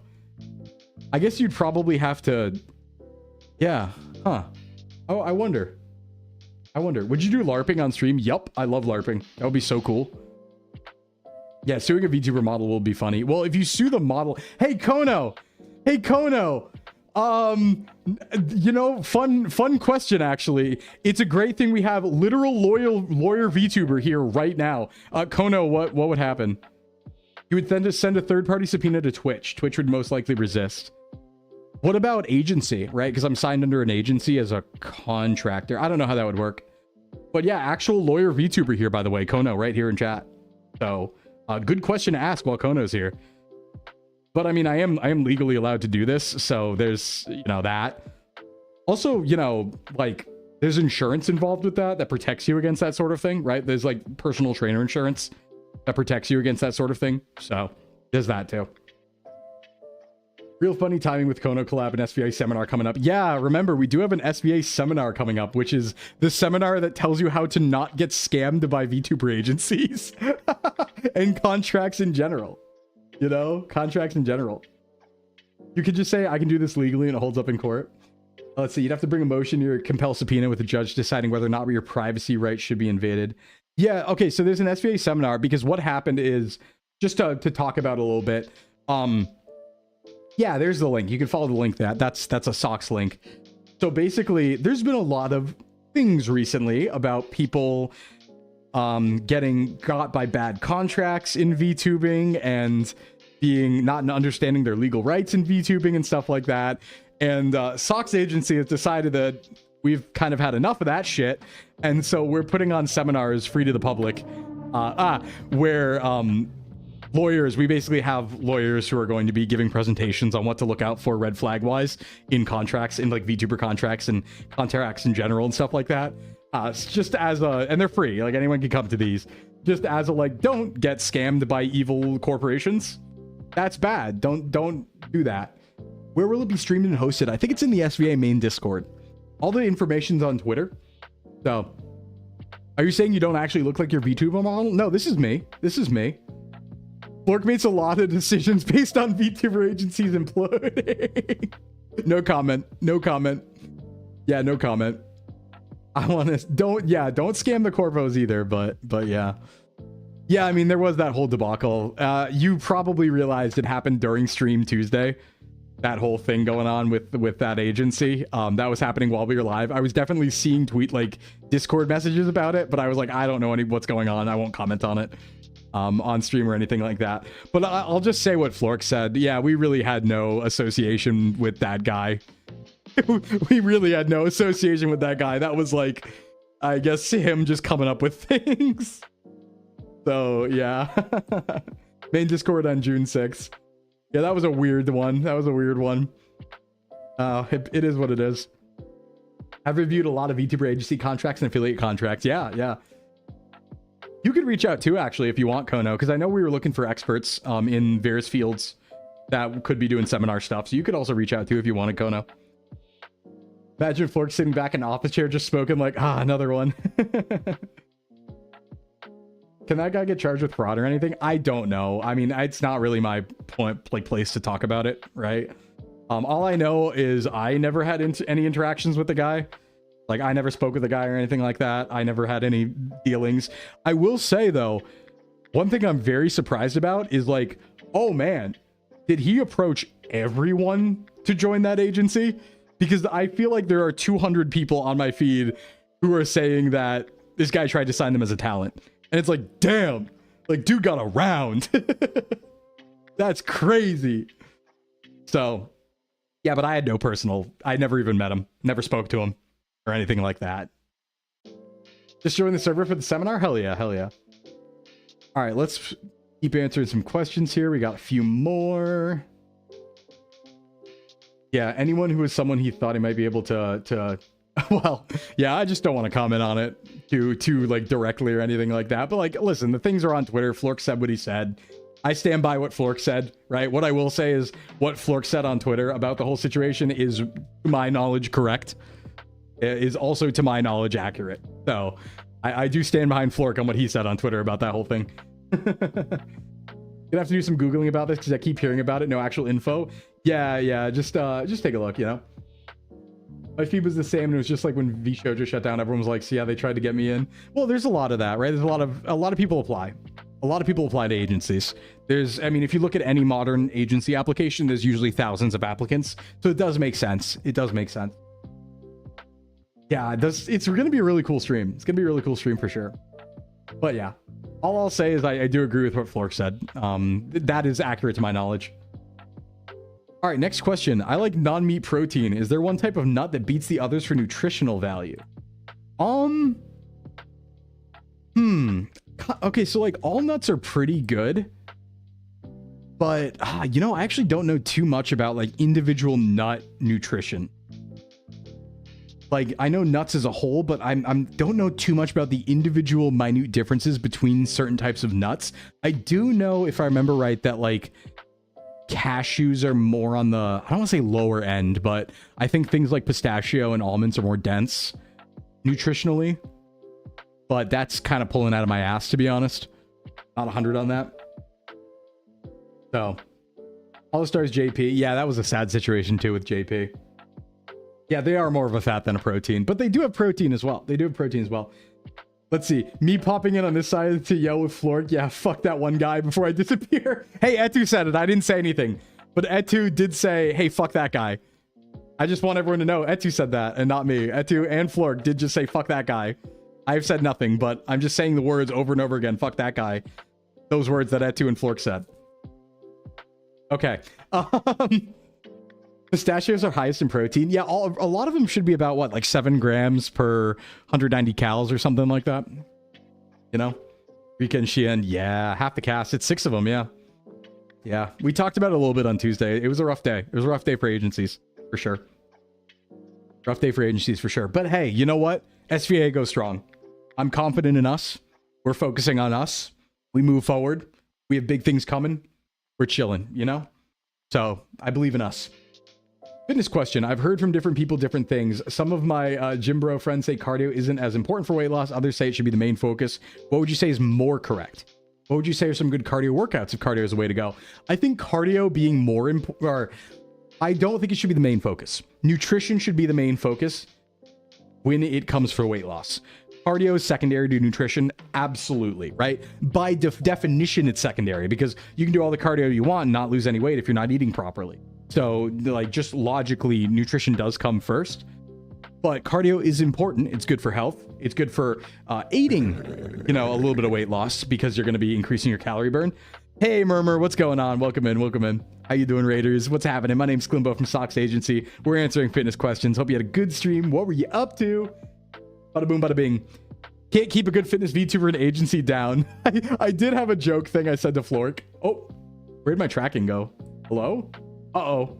Uh-oh. I'm back. Everything's fine. Everything's fine. Lock in, internet connection. Lock in. They're trying to kill me. There we go. We're okay. Sorry about that. Had a little bit of a hiccup there. They tried to kill me. They tried to kill me live.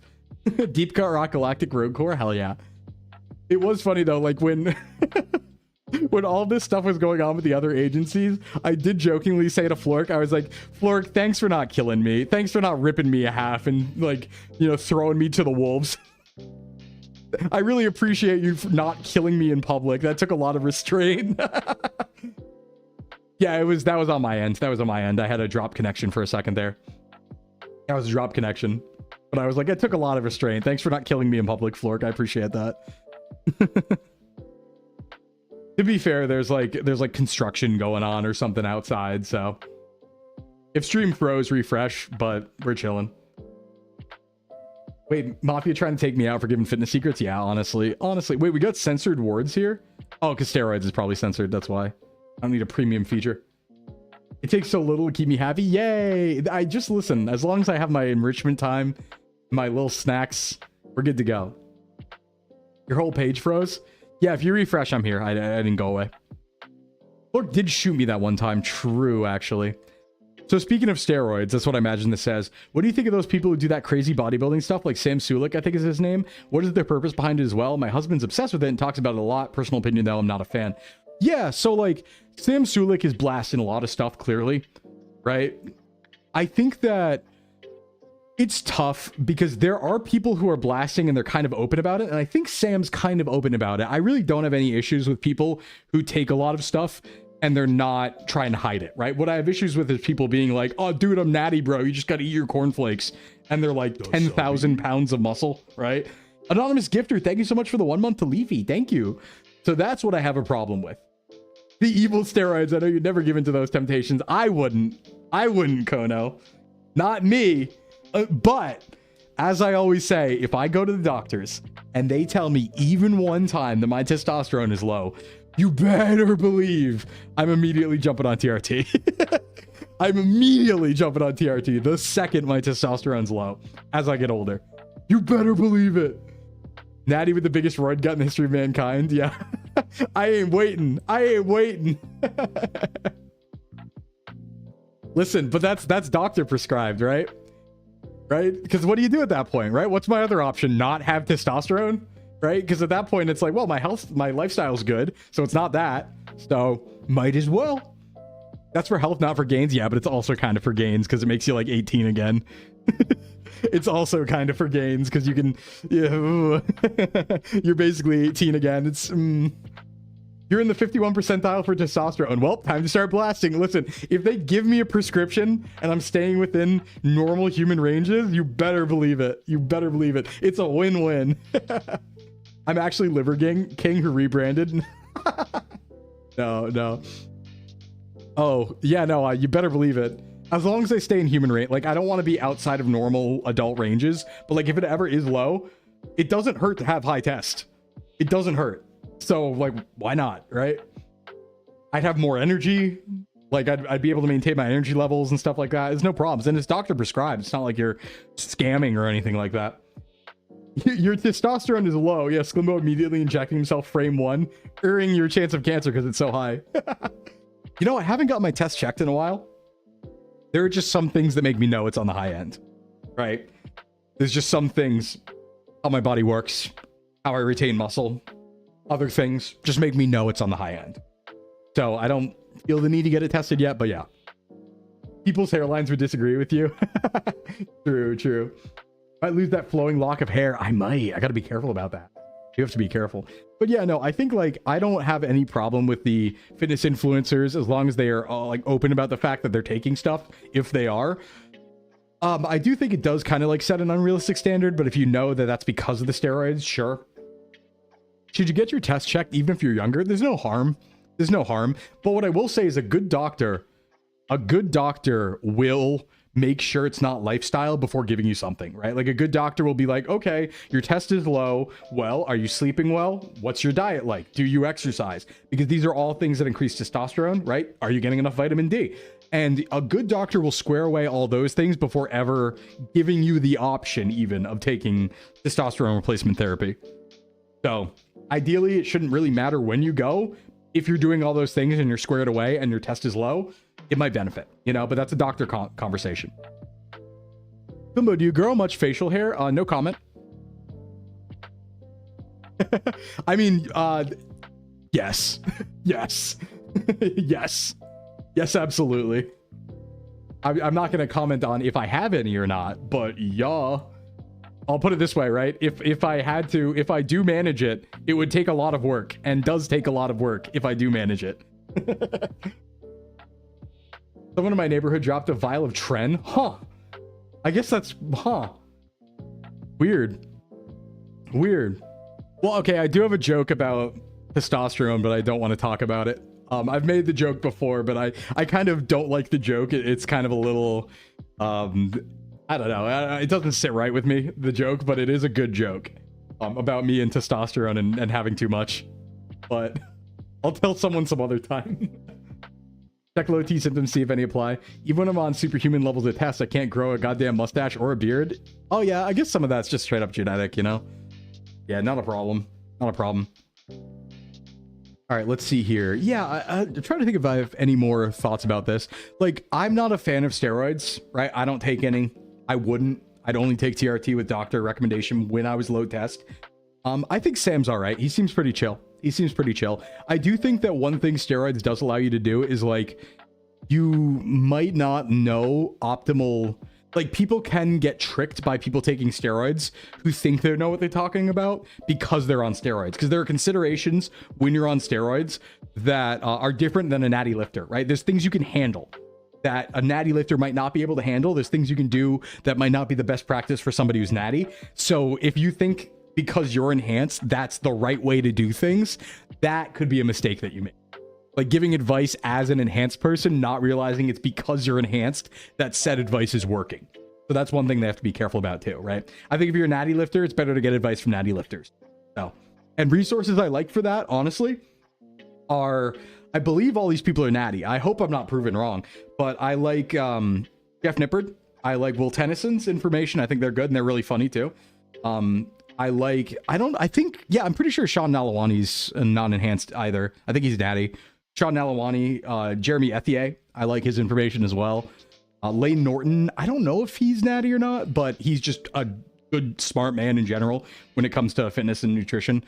He's a doctorate, and he also has, like, it's cool. I always like him because he's a little mean when responding to people, like, and like debunking stuff, but he does have a doctorate, and he runs studies. Like, he actually published studies on fitness and nutrition as a doctor and as a competition powerlifter. So he has the actual physical knowledge and experience and the doctorate knowledge and experience, which is pretty cool. So I do tend to trust him on nutritional data when he's breaking down studies and stuff like that. You should still watch your Jeff Nippard and listen to Sclimbo even if you're enhanced. You should. Strategy is to Freud max at like 60 so you erase the negatives. I'm not. No comment. Yeah, I love Sean's stuff. Sean does some good stuff. Want to see how far you can go with Brickin' and Dream? Pretty damn far, all right? Pretty damn far. Next question, bench press guy here again. So basically, I cleared 5'8" at 145 without too much struggle for the week. Should I hit harder another week at that weight or just go ahead and move up and weight again? Just try and go up and weight. Again, I need to stress, because this has been, I know you'd asked a question in a couple weeks back to back. I want to stress, if you succeed the lift, to try to go up in weight. If you do succeed the lift the whole week and there's no failed sets or anything like that, go up again. Just keep going. And then eventually you'll hit where you can't, and that's when you know to stop. But continue to try and put on 5 pounds or so every week if you're hitting those goals, right? If you're managing to complete the set. That's the only thing you need to think about. No other considerations. If you did it, try to go up, because not being able to do a lift is not going to kill you. What's going to happen is you're not going to be able to do the lift, right? You have safeties. You're going to have to bail on the lift. That's fine. It's not going to hurt you. It's not a bad thing. Just be smart about it. And then you find your limit. So always try to go up if you can, until you cannot. I remember when I had a bad flare-up for IBD, I had to take corticosteroids for a bit. Someone said, yo, work out to get mad gains. Well, you know what's funny, Fluffle, is I did see one really silly thing, which was like, even though corticosteroids are not anabolic steroids, I saw one study that suggested that corticosteroids might also have an effect on muscle gain, but the reason why was because it affected inflammation and recovery, and allowed recovery to do some interesting things that would then unnecessarily, like, you'd be able to then lift harder maybe the next time faster or something. But it was just a weird rogue study I saw on corticosteroids. And I was like, oh, that's kind of funny. That's kind of funny. Hey, what's up, Metal Cobra? Hey, Sclim, what's the macros of a PB and wet? Honestly, so if you're taking like white bread, 2 slices is about 130 calories. So it'd be like 200 calories for just the bread, 190 calories for 2 tablespoons of peanut butter, 50 for jam, at 30 grams, I think. So that's 300, 540, 550, maybe. Something like that. I think I'm right. No, wait, 200, not 300. So 450.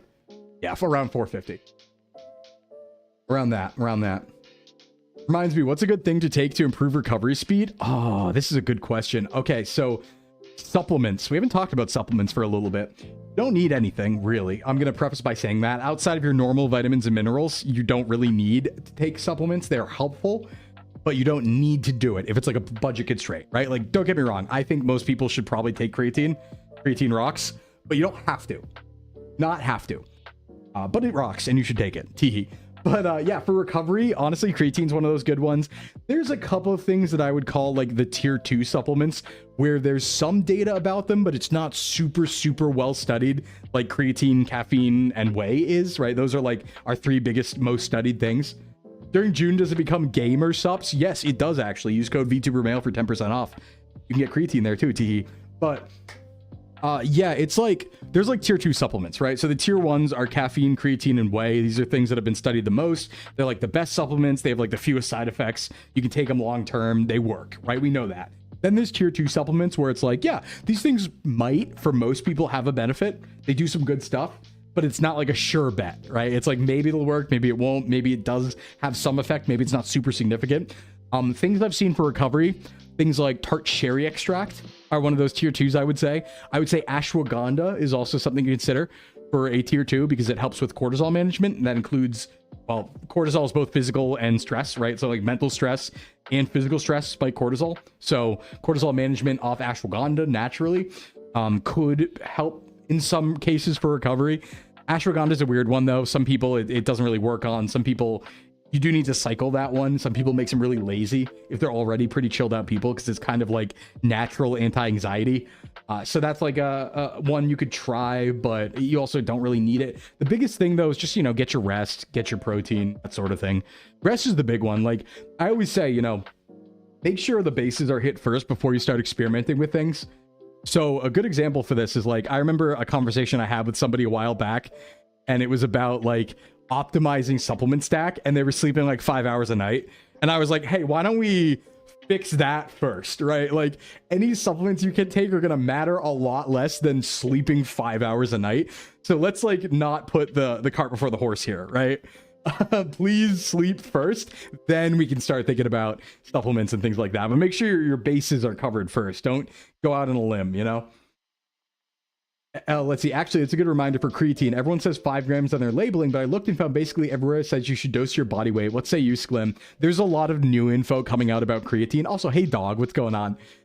There's a lot of good info and new info coming out about creatine, about mental benefits, about even double, triple doses long term, having effects and impacts and stuff like that. It's a little too new and a little too... people are studying it still for me to have like a concrete opinion on it. It seems like there are some benefits to high dose creatine. Some interesting ones. That's not a go to experiment with it, but I would say like keep aware of the data. There's some cool stuff happening there for sure. And if that's something you want to try, you know, that's up to you. But I do think that superdosing creatine could have some effects, some good effects. But I haven't done it. I want to wait for a little more data on it.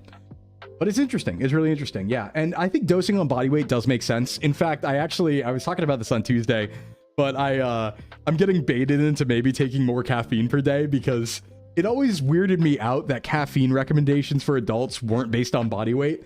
Because I was like, well, I mean, obviously a 90-pound person and a 200-pound person are going to metabolize caffeine differently, right? One's going to be more dangerous at lower dosages. And I think it was actually Lane was talking in a supplement lecture about a lot of studies of caffeine are at 3 to 6 milligrams per kilogram body weight. And I was like, oh, that's low end 300 milligrams per day of caffeine. Okay.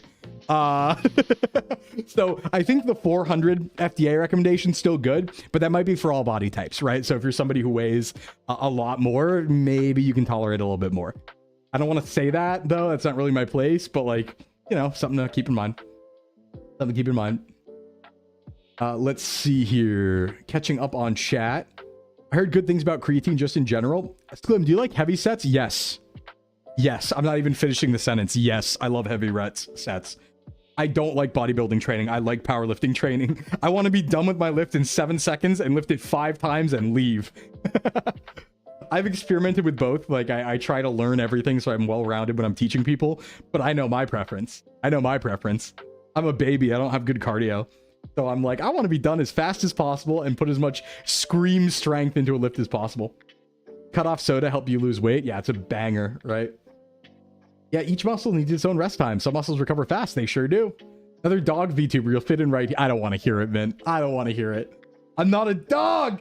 I found the regulation about energy tolerance in the EU, but they're all 20%, as you say. Okay, yeah, so that is real. If I sleep, Mothman's gonna get me. Please sleep. You've been on 15 grams for a while, and that seems good. I mean, I get it. You know, it's a study of one. If you want to experiment on yourself, feel free, right? I'm limited in mobility due to weight and back pain, so mainly cutting out normal soda and taking Ozempic to help me not overeat and digest better. Help too, as I have digestive issues. Yeah, Ozempic will help in situations like that, and I don't even hate it in situations like that. I think it makes sense a couple times. No, I think there are times when it makes sense. Oh, you've been doing that accidentally with game rate and brand name. A 90-pound person is going to get shredded by the 400 limit. Oh yeah, that's the kind of what I was thinking, is like, why isn't that weight dosed? Trying to hit a weight goal. Once I hit a certain BMI, I can get a surgery to help reduce back pain. That makes sense. Yes, that makes sense. Wait, what do you mean there's a list? What do you mean about a list? Min, what are you talking about? Why is there a list in Discord? A list of what? A dog list? What are you doing? Hold on. Back up. Back up. What are you doing in Discord? Do I need to go in there right now? Listen, I'll come over there. All right, hold on. I'm coming over there right now, live. I'm coming. Don't you scatter. Where are you? What are you doing? Hey! It's a list of dog boy allegations. Hey, it's getting bigger. Hey. I'm yelling in Discord right now. What are you doing in here? Stop. Yeah, this is slander. I need to address the slander. I don't care if I'm live.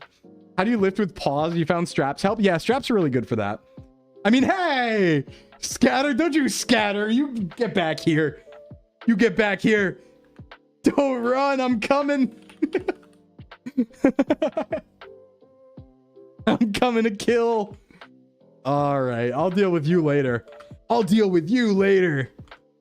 Oh my God. Can't win. Oh, yeah, that sure is something.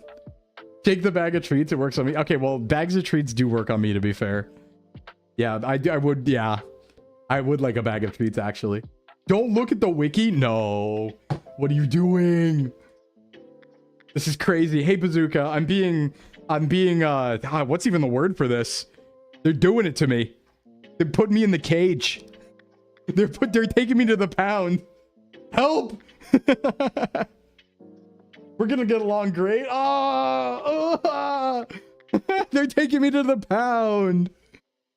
This is terrible. Add those to the list. Wait, how big is this list? Wait, hold on. Let me actually look at this list. This looks like a really big list. Why is it done? Oh, Mince is up. Okay, I'm gonna address the allegations. All right, hold on. I'm addressing the allegations. We're doing this. Hold on. I'm gonna grab a screen grab and we're gonna address the allegations live. I'm gonna read it out loud. Let me get it on screen here. We're gonna address all of the allegations.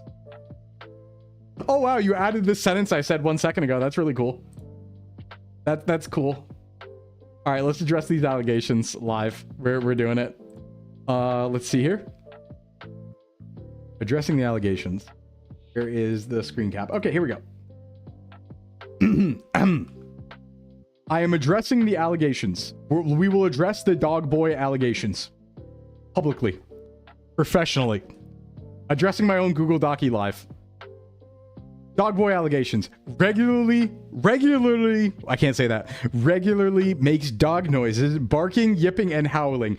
I would take you to task on the word regularly. That's not true. I only did it like a couple times, and to my defense, I was really excited. Okay, that doesn't count. The soundboard is you taking one time and playing it 100 times. Okay? None of them were paid for. Not this time, dog. Not this time. In the past, maybe. Not this time, though. Okay? Let's see. Allegation number 2. Lots of energy like a dog. A lot of things have a lot of energy. A lot of things have... Sclimbo, can you bark for us? No. No. I don't have any treats. Lots of energy. Listen, a lot of creatures have lots of energy, right? Like ferrets. They have a lot of energy. I think seals have a lot of energy when they like do the little back and forth dance they do, right? They have a lot of energy. I think lions have a lot of energy. People can too. So that's a silly point. Would you do it for brick and sack? Yeah. Loud. Not all dogs are loud, right? There's quiet dogs. There's loud dogs. That doesn't mean anything. That's not a real point. Likes collecting sticks. You got me on that one. Sleeps on the floor. At cons with a mattress pad, not a care in the world otherwise. You got me on that one. But that's a price efficiency thing.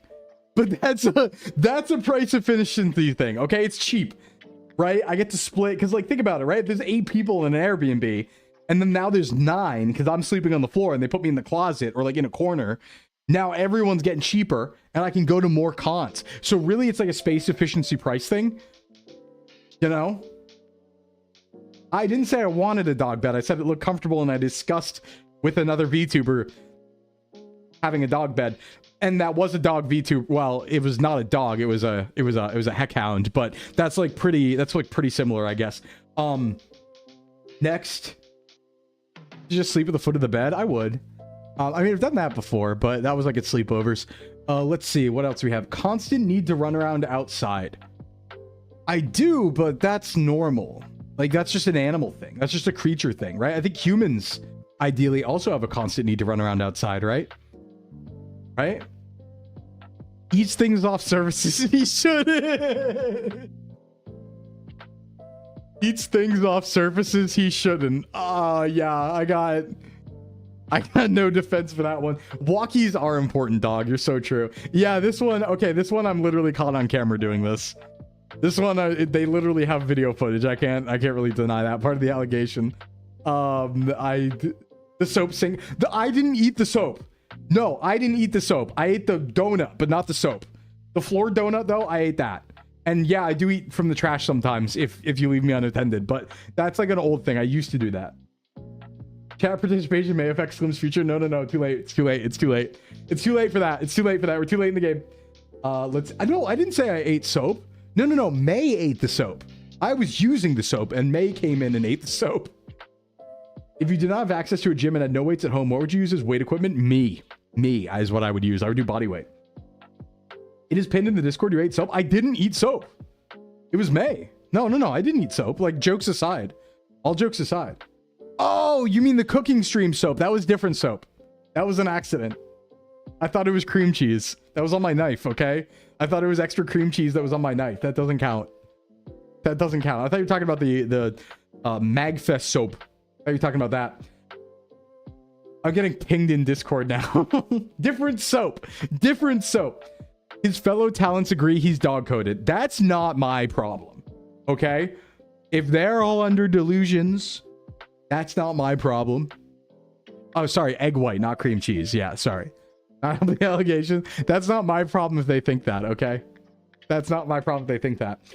Wait, if we keep pushing the dog boy agenda, will that increase the odds of you evolving to a dog boy? No, it's done. It's over. It's too late. It's too late, I think. Maybe. I think it's too late. It's too late. It's too late. Let's see here. Yeah, I can't do anything about my fellow talents and their delusions, okay? And their delusions. Let's see. Wishes he could sleep in a human-sized dog bed. I thought it might be comfy. I thought... Etu, don't you speak. Etu? Don't you speak words. I'm looking at you. We need Sclim toggle with floppy dog ears. The thread of fate has been severed. Is there an ancient Sumerian dog god? I don't think so. Aono, all right? Let's not. Let's... Oh. Ignore the Sclim screaming behind the screen, yeah.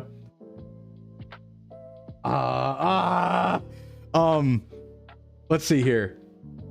Wishes he could sleep in a human-sized dog bed. I just said it. I thought I didn't wish I could sleep in it. I just said I thought it looked comfortable. A little different, right? So a little different. Let's see. Accidentally bought dog food once. Well, multiple times, but accident. Operative word there. Refuses to say what his favorite animal is. Wait. Why do you remember that one? Why do you remember that one? You shouldn't remember that conversation. I didn't think you'd remember that. Refuses to say what his favorite animal is because it would give chat too much ammunition. I'm taking the Men in Black flasher to you right now. You don't remember that. That conversation never happened. Loves treats. Bag of treats do work on me. That's true, but like a lot of things love treats, right? Like kids love treats, humans love treats, a lot of animals love treats. Everybody loves treats. Who doesn't? Who looks at a bag of treats and goes, I hate that. I don't want that bag of treats, right? See, that's crazy. That's like saying like, you know who loves food? Dogs. Yeah, I guess. Shake, where? I just love treats. What can I say? So all to say, clearly I've debunked these allegations accurately and thoroughly. I believe the evidence is on my side. I believe the matter has been settled. Is how I think, right? Did I do it? Did I do a good job? Etu, did I do good? Did I settle the allegations? Etu, did I do a good job? Did I do it? You're learning lore? There's no lore. Well, there's anti-lore. There's me disproving all of this avidly. Did I do a good job? I think I did a really good job. Oh, wow. Hey, Stream Elements. Thanks for putting all that support stuff there. Thank you. I love my candle and gifts and brick and funds and tipping. I love those a lot, actually. So, yeah. Ted Welch has got me thinking about squelches during Malfi stream. Oh, Malfi stream. Oh, my God. That... I guess it's a Scottish, like a water thing, you know? It's got to be a water thing. Yeah, you know what? Maybe we can discuss the allegations with Kono. Maybe we can. Your bit's huge. Thank you for the bits command. Sklim is a wolf man, not a dog boy, a woo. No comment. I deny these allegations. I need my lawyer. I need my team of lawyers. These allegations... I need my lawyers. They're heavy. Heavy is the crown that wears these allegations, right? These Google documents sent to me. Hey, Bogo, what's up? Another sound from the Discord. He loves the attention like a dog. Whoa. I'm a streamer. We love the attention. Let's get it very clear. Sklim is one wolf inside of him. It's just him. Hey, Bogo. We're addressing the dog boy allegations because they're making a list now. Hold on. Let me check if there's more. I gotta check if there's more, really. Wait, there are more! Wait, no, they're not. Wait, maybe there are? Let's see. Yeah, no, I don't think there are more yet. I think we're okay. Hey, what's up, Art Turnstile? Gonna put Sklim into my shirt pocket for work? Yippee! Yeah, carry me around like a little like add-on. That'd be pretty cool. This is too long for one clip. You're right, but it's not too long for a long-form video. Farming. Just a humble farmer. Just a humble content farmer. You guys are really dogging on Sklim. Yeah, they're dogging on me all over the place. Really taking me to the pound. Crazy. Get that content. Okay, well, content achieved. Look at that. And you helped me. Thanks, everybody. I will give you none of the ad revenue because it's 0. Thanks for the content. But also, I deny the allegation. You think it censors steroids because it has a Roy in it? It also could be because it's the word steroids.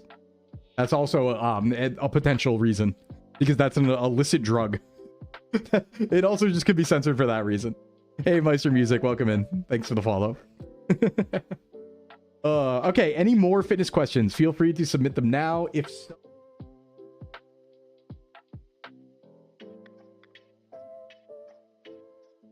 Hold on. I got something. I need to... I can take a look at that later, I guess. I don't think it's super important right now. Mayhaps, perchance, even perchance. I love helping with content. It's fun to have streamer engage enjoying their time. Yeah, no, I'm always having fun here. I always like, talking's like my favorite thing to do. Games are fun, but I like just chatting. It's so much fun. Just talk about whatever. You know what I've been thinking about recently a lot is, I've definitely talked about this topic before. Did you hear dog whistle in the distance? Maybe. Could you build a weight set out of Legos? Probably. Yeah, I guess you could. So I was thinking about this recently. I was talking with a friend about it, and I know we've kind of talked about this topic before, but isn't it so tragic how like when you get older, you kind of lose like just kind of farting around with your friends?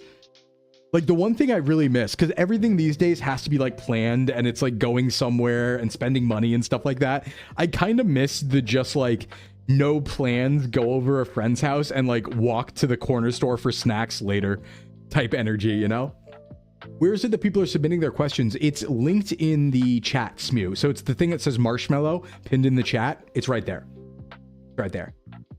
Yeah, you stop randomly calling people on Skype. It's just like, I don't know. I miss the vibe. I miss the vibe of like being outside with your friends, like wandering places, right? You're just like wandering the streets, like going to get snacks and stuff like that before like a gaming, like all nighter or something like that. Like, it's such a vibe. Such a vibe. Yeah, random kickbacks. I'm trying to get some of that going in my life. I'm trying to get back on that because I do have some friends nearby who I can like bike to their house. And so I'm trying to like, you know, they're feeling the same thing, right? They're also like, a few friends are like, yeah, you know, I kind of miss that. So I'm like, yeah, why don't we just like start doing that? Start being like, hey, I'll just come over on the bike. We'll hang out, you know? We do yearn for the Ed and Eddie life. Very true. Very true. People have more long distance friendships, hard to do meetups. Yeah, and like, don't get me wrong, I have a lot of friends nearby. Like, I have a really wide friend group close by. There's like 40 friends of mine within like a 15 or 20 minute drive of me. That's not an exaggeration. But everything is, you know, very planned and like event, and those are really fun. It's fun to like do events where it's like go to a Renaissance fair or go to dinner or go on a trip, and that's all really, really fun. But it does kind of lose the just like, you know, it's a sunny Saturday, you're bored out of your skull and you decide to go be bored with a friend instead, and then you get up to hijinks, right? You know what I mean? You have 40 friends, I have like 6. I got really lucky, Janon, where my friends from Sclim High School and my friends from Sclim College all kind of stayed in the area, and they combined friend groups. So everyone knows everyone, and there's like 40 of us. It's kind of a banger, and no one's left really. So it's kind of a banger. Kind of really fun. Reminds me of when I saw Tech Bro who invented offline podcasts. Couple guys. It's funny they call it offline podcasting. Yeah, it's just hanging out and talking. I did that for like 4 hours on Saturday with a friend. I just went over and we talked about like VTuber stuff. I miss receiving a text saying question mark and just replying exclamation. That was how we planned to go out and get kebabs. Yeah. I really like, I forget, there was this one video and it was like the beer face or something. It was some like TikTok about like guys giving like the beer face, and it's just like them sitting and they give a very specific like expression, and then you know that expression means like, should we have a beer? And it's something like like it's a little side eye where it's like it's like, yup. But yeah, I do want to get back on that grind set. Yeah, kind of just hitting them with like the should we? So that's one thing I really miss. It was just fun, right? Being bored together, where you were so bored, it was a summer, you were a kid or something like that, and you didn't have shit to do, and you were like, let me go over so-and-so's house and get bored with them, and then you're just like sitting there, and you're like, what should we do? Like, I don't know. I think moments of quiet, moments of boredom are actually really important for kind of regulating life and not being so high-strung all the time. It's kind of important to have like times where you're a little bored and just like slow life. You're just kind of hanging out, you're laying somewhere, and you're like, what do we want to do? My friends used to send Yu-Gi-Oh cards backs to come play. Yep. Is this the raise eyebrow and slightly drop mouth? Yes, it is, dog. It is. The beer phrase. Yeah, Now, for me, that's my do you want to go get ice cream face. In particular, that's mine, right? That's the face I hit when I want to ask if I want to go get ice cream with one of my housemates. I just hit him with the, do you want to maybe get some ice cream? Oh, hello, welcome home. You want ice cream? Sometimes. It is a little past noon on a Wednesday. That's weekend enough. The vibe I want is the inscrutable text message chains or just emojis or random letters. Yeah. Walks with friends I miss. Yeah. I have been, Subway run, pizza run. That sort of thing, right? It's real good. You know, like a local pizza place, like in the town or something like that. You know, it's real good. It's real good. But I have been getting a bit of it. I'm very happy because like one of my friends who is nearby also lives like kind of like similar lifestyle wise with like work schedule and stuff like that. And so like we've just been hanging out more.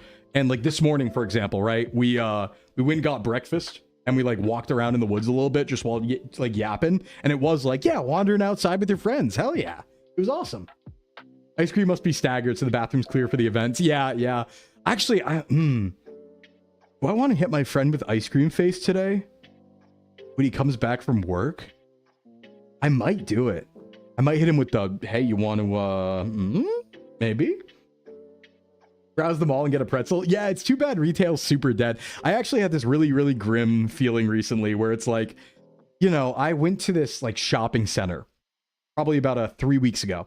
And granted, it was middle of the day, weekday, right? It was like a Monday at 10 a.m.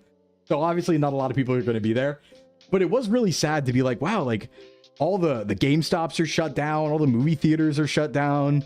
Like, you know, you go to Best Buy and all the games are run through and even the ones that are left are super overpriced. And you just realize like, shit, actually the best play I can make is to go get an energy drink and run in the woods. Like that's the most entertaining thing I can do right now because everything's shut down. There's nowhere to go. Can't even shop places anymore because everything's like online. Like actual physical retail just doesn't stock stuff anymore. Kind of rough. But not like a dog, not that sort of rough, like the other rough, you know, like ROUGH, that sort of rough. But all right, ad break time. Wait, Sclim dirt bike? No, I have an e-bike though. If you want to keep up on the allegations, yeah, all right.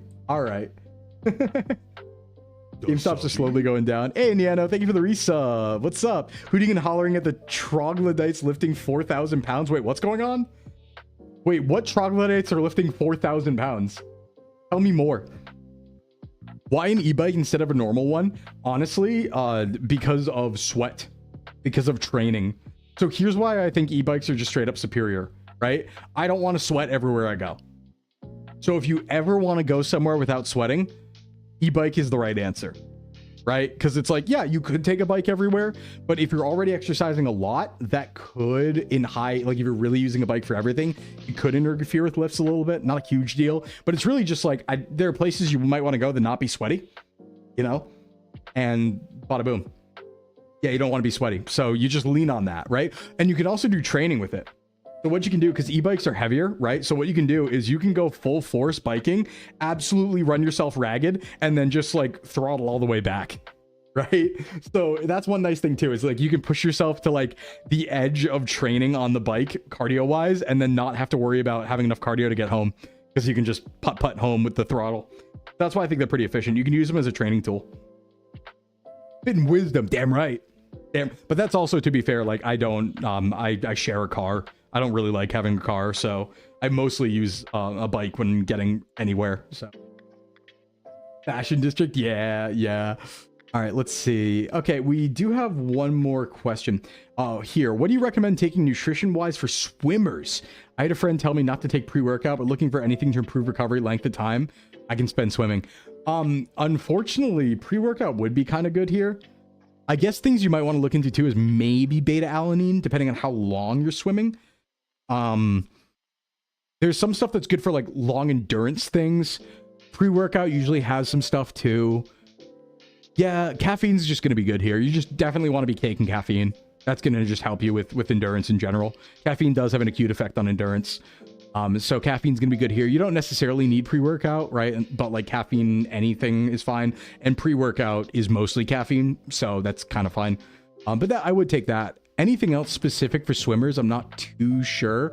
But anything for runners would help you out. Anything that runners take would help you out for swimming for sure. You remember your question? What do you got, Leafy? Oh, they thought they meant different kind of swimmers. Oh, yeah. No, zinc in that case. Anyway, next question. Let's see here. I think we have one in chat coming in. Waiting on you, Leafy. Do you have any tips for people with TFCC injuries and such? Mine is constantly messed up. I honestly, I would talk to Like, obviously take things very carefully, but I would talk to a doctor with any sort of injury, right? Like, that's the big thing, is like, it's not about like, I'm kind of just for like fitness and nutrition and stuff. Injury related stuff's not really my field of expertise. That's kind of like more of a PT, like physical therapist, or like a doctor or something. I guess like, yeah, it's also such like a, by the way, just let me clarify. We're talking about the like the bone, the pinky bone, right, for TFCC, because it's such like a minute bone. It's not even like you can do like exercise. Like I usually, like with stuff like back, you can be like, oh, you could like deadlift safely, but like, how do you train your pinky? I guess, right? I think like, you know, you probably want to use a wrap, but that's more a question for a physical therapist or a doctor. I would say it's kind of out of my area of expertise. I'm not really good at like injury, like, you know, I know things about injury prevention, don't really know anything medically about like recovery or things like that, right? Especially with like acute injuries. That's more of a doctor question. Is there an ideal time to eat before exercising? Not really. I think that about 30 to 40 minutes before exercising will start to help you energy wise when it comes to like actually having energy for the lift. But some people don't like lifting on a full stomach. Some people prefer to lift on an empty stomach. Some people can't lift on an empty stomach and they need food in them. So it's very individual variance. But if you have food in you before a lift, yeah, you will generally perform better. Pirate Lasso, I hereby grant you a field promotion to doctor. Yay! Yay! I can't wait to spread misinformation. I don't know things about being a doctor. Don't eat a bunch of cup noodles before running. Why? What happens? Seems to me like that might work. Your body's unique. Some injuries are different, human to human or dog to dog. Yeah, exactly. But the human to Sclim, Sclim to Sclim. Yeah, that one. Okay, I gotta go to ad break. We gotta disable our pre-rolls. We'll be right back in 4 minutes. Feel free to add more questions if you would like. If we are all through questions when we get back, we'll probably go and do something else. But I will be back in 4. I cup noodled a lot of trees and moss while my running mates ran around me in circles. What do you mean you cup noodled a lot of trees? What do you mean by that? Anyway, be right back. Be on the other side. Take a stretchy.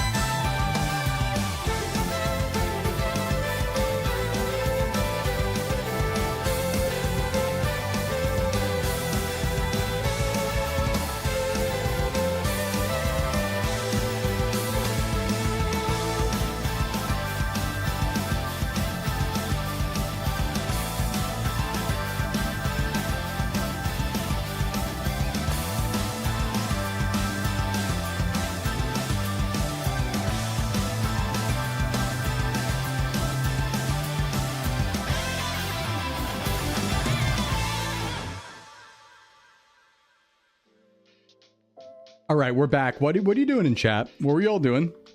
What were y'all up to? Saw some words there, some sounds, some animal noises. What's going on? Wolf? Nothing? Hold on, let me read chat.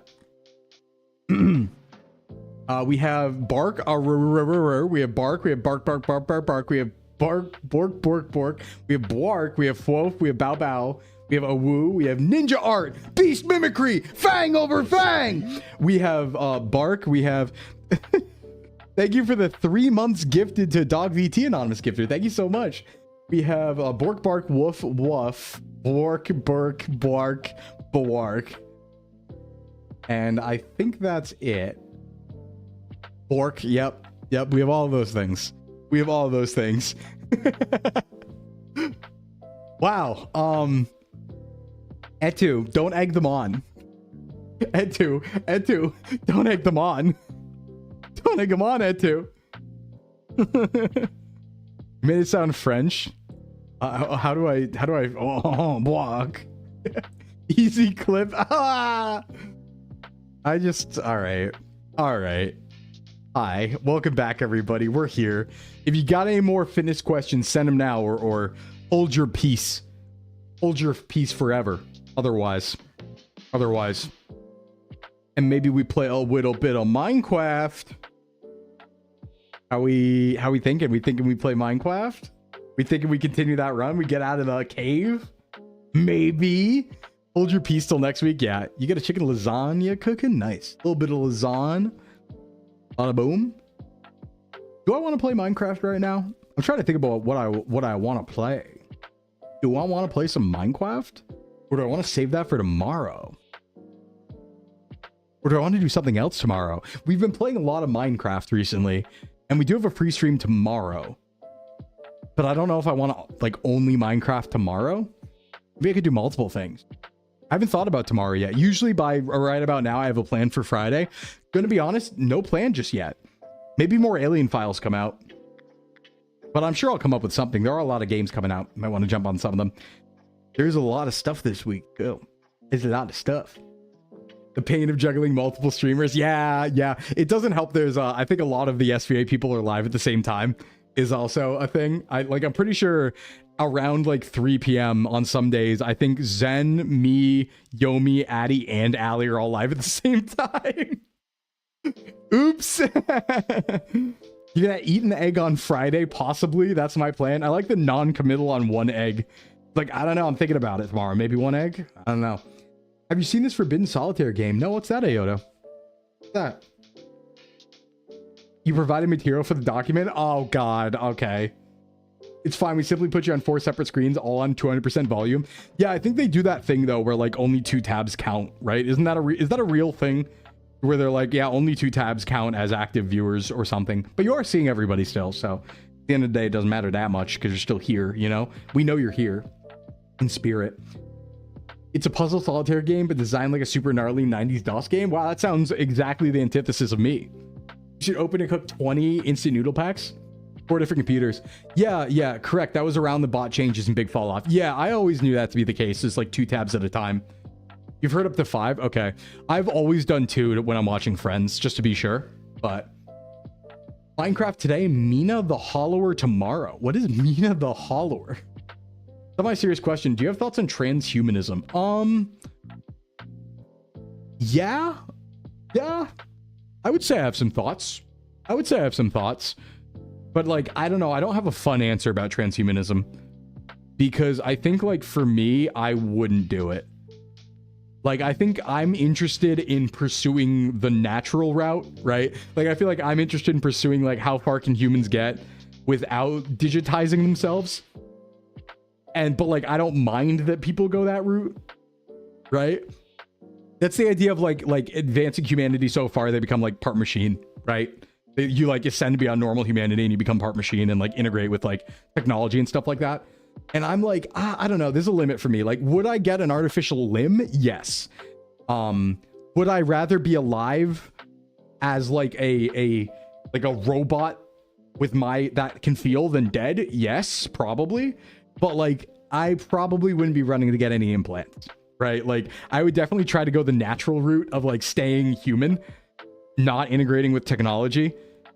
But like some things I would do. Like, I think, you know, if I lost like an arm or leg, yeah, I'd get a Star Wars tier prosthetic limb. Absolutely.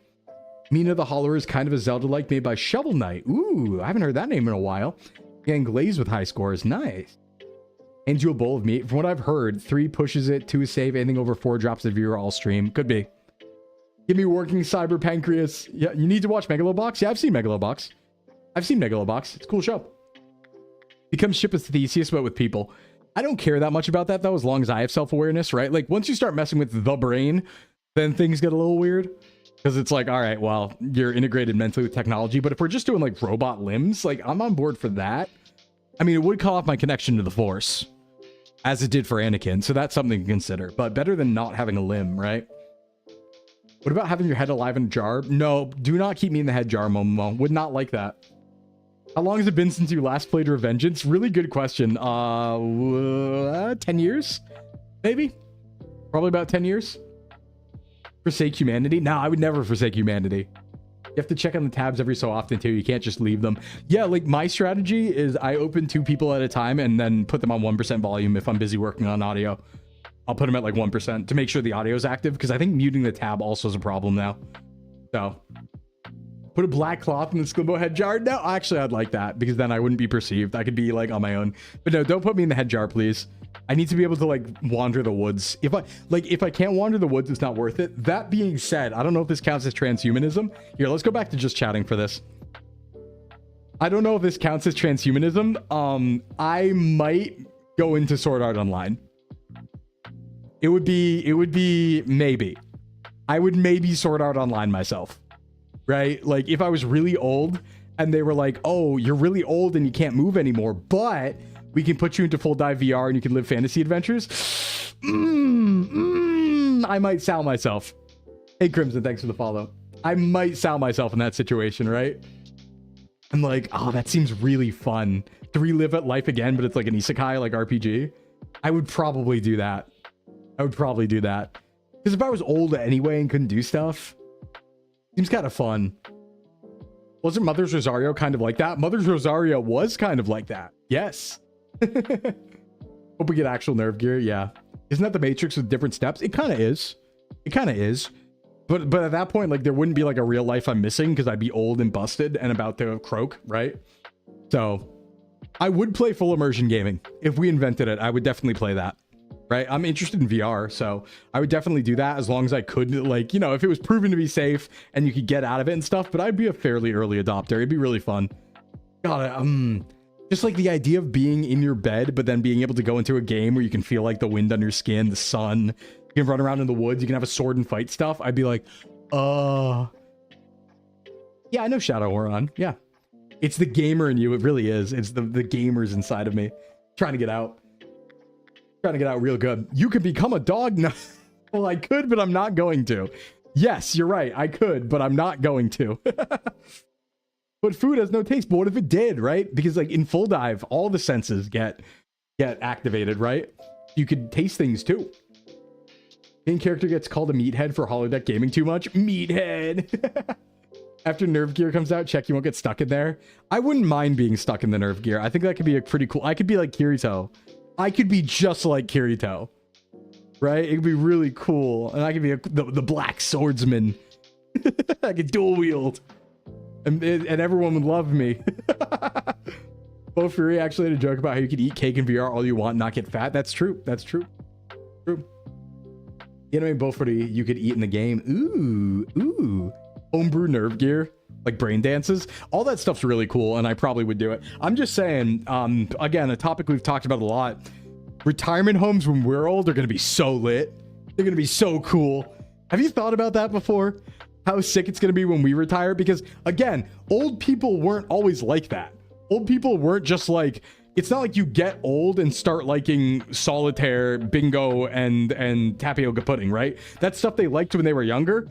So our retirement homes are going to be like MMO raids and D&D groups, but it's going to be like you're in high school with no responsibilities with all of your friends, but you're gaming the whole time. It's going to be so sick. It's gonna be so sick. So, yeah. Assuming one gets to retire. Yeah, SSX at the old folks home. Biggest LAN parties ever. Just imagine.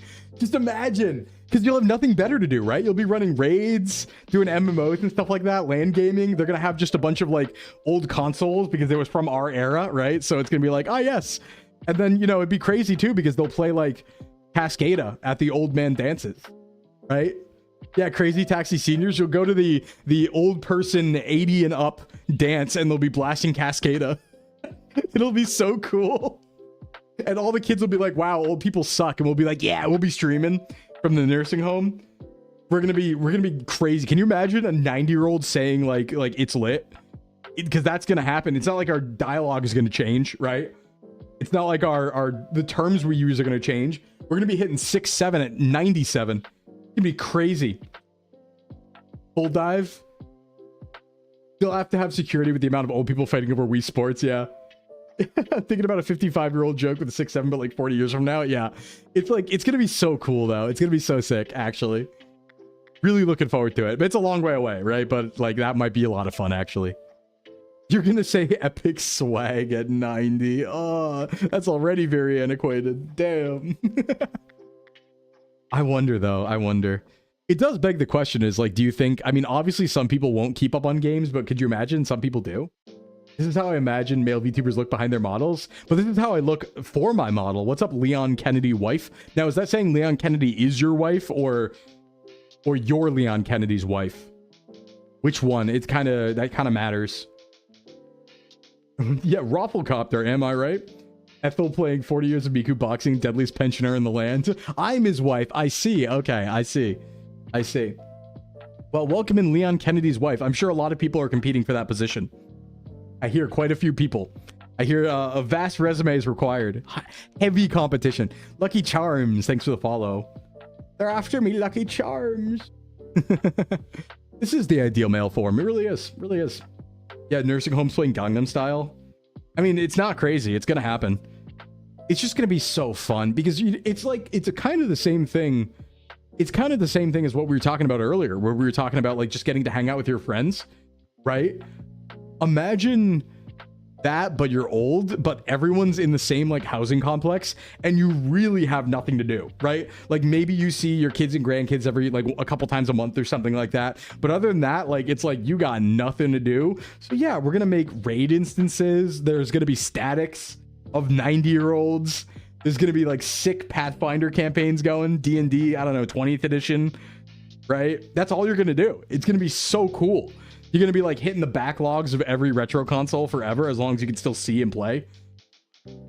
Yeah, combined old folks and content creation. Imagine the drama. Yeah, honestly. Granny's not sorry for party rocking. It's going to be so fun. Yeah, 80-year-olds bringing up Discord drama. You're going to have Discords or whatever the alternative is at the time. Oh, it's going to be so cool. 3 80-year-old streamers who keep screaming at each other only because one doesn't have the hearing aid. Yeah, what? Time to poop. Have a great rest of the stream. Thanks for coming by, dog. Appreciate you. Have a good rest of the day. Retirement home Minecraft. Yeah, Grin. There'll be really good Minecraft servers. You're so right about that. The Minecraft servers will go crazy. I'm sure Minecraft will still be around. Like, I don't think Minecraft is ever going to go away.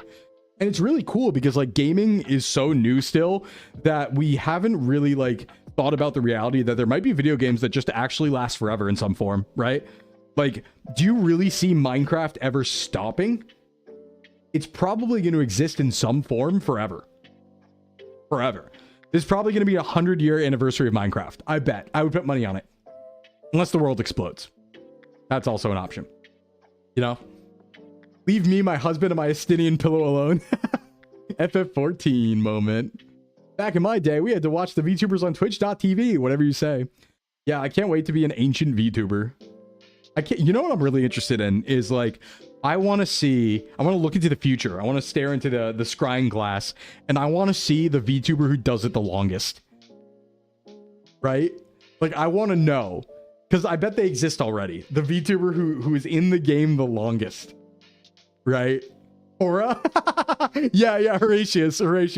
No, but like I want to see like, you know, like you look through the scrying glass 70 years later and see like there's someone who's been a VTuber, the same persona for like 60 years, right? It's the same as when you look at wikis of longest running actors on shows where there's an actor, I believe, on like a British like drama who has been playing the same role for 66 years, the same character.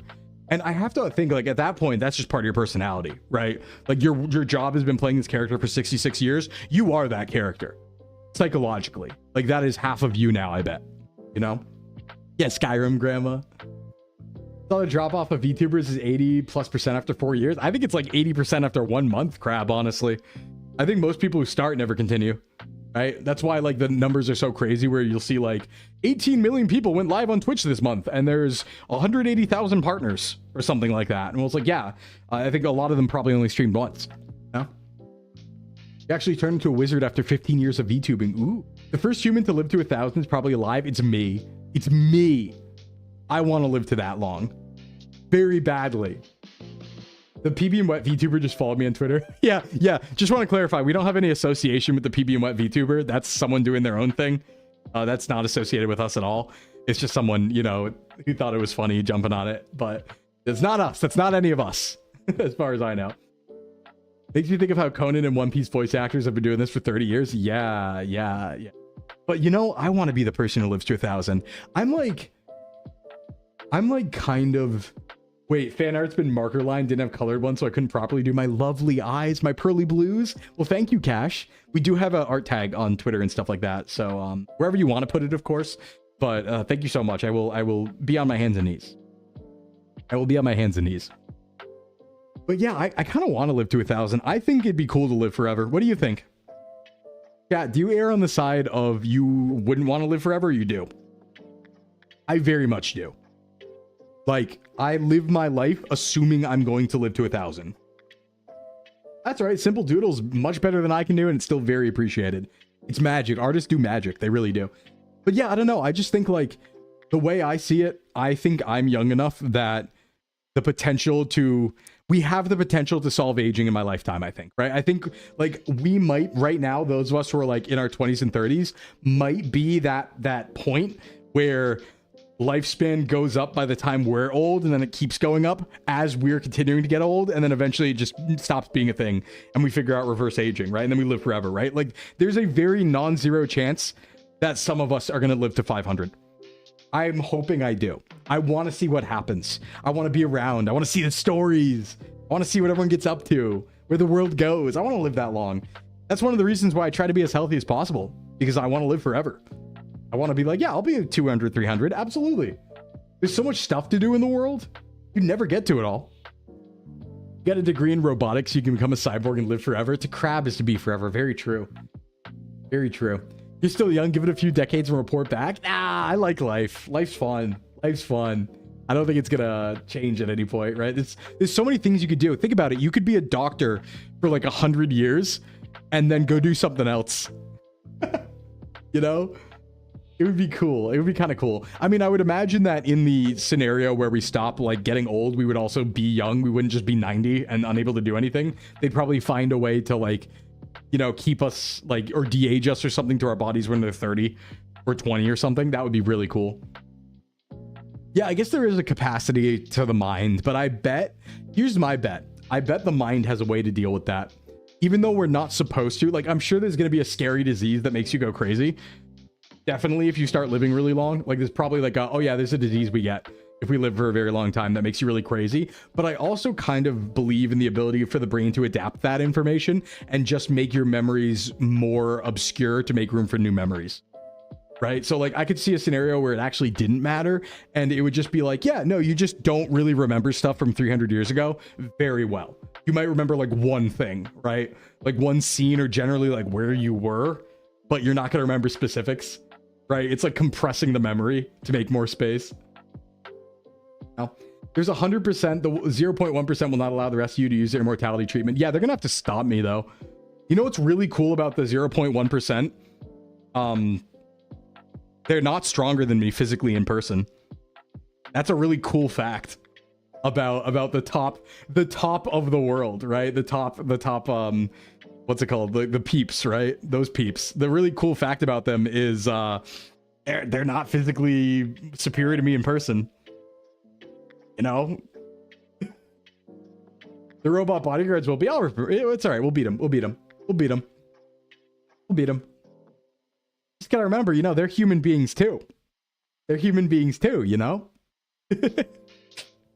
You see them on the street, they're human beings too. This job requires 5 years experience, 7 fluent languages, and Olympic gold medal. Yeah, true. That's true. I guess that would go up, huh? That would go up. We just gotta go to space for that to happen too. We won't have enough room. We'll have to go to space. Yeah, we just go to space is all. We just have to become like a cockroach across the galaxy. You know, that's what I'm hoping for. They have names and addresses. Oh, no. We would never say anything like that. You ever watch Babylon 5? They have an Immortal focused episode in season 1. That's kind of cool. I should watch Babylon 5. I should get on all that sci-fi stuff. I'm missing like quite a few of the cool sci-fi. I haven't seen like all of them. Is that why the terraformars are jacked? Probably. But that's enough to Google. They're looking at colonizing Mars. Yeah, I want to colonize more planets. I think it's important. Especially if we become immortal, we kind of gotta go to space. I haven't seen Project Hail Mary yet. Oh, you just reminded me, Liz. I still need to see Mando and Grogu. I know it might not be good, but I need to go anyway because I really like Star Wars. I should probably do that. I forgot all about that. Hello, my little fatty. Oh, what's up, Philippines? What's going on? Is it a very Philippines week today? I think it's a very Philippines week today. One of the theories we even age is because dinosaurs would hunt mammals and their DNA never passed on to register any aging complications since they procreate at a young age. Huh. That's weird. Space is really cool. Can confirm. You should go. Yeah, you would know, Shiba. You do spend time in space. You would know. I think we should go to space. As they say, space is the place, as Tsunami says. In the immortal words of Steve Bloom, space is the place. We gotta spread across the galaxy like a cool cockroach and humanity our way through everything like a bullet train. That would be cool. Battlestar Galactica is the most slept on sci-fi. Yeah, I should get on that. I really should. Thanks for the follow, Philippines. I should really get on Battlestar too. I know there's a couple of them, but I never saw that. I really have only seen like Star Wars, Stargate, and a bit of Trek, but not a lot of Trek. I should get on all that stuff. And X-Files, we got to keep going on X-Files too. You know what? We need to be able to pause time and just have extra days. There's too much fun stuff.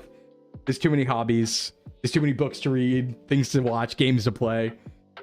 Oh, and you know what the tragic part is? While that's all true, if you did have infinite free time, it would be really boring.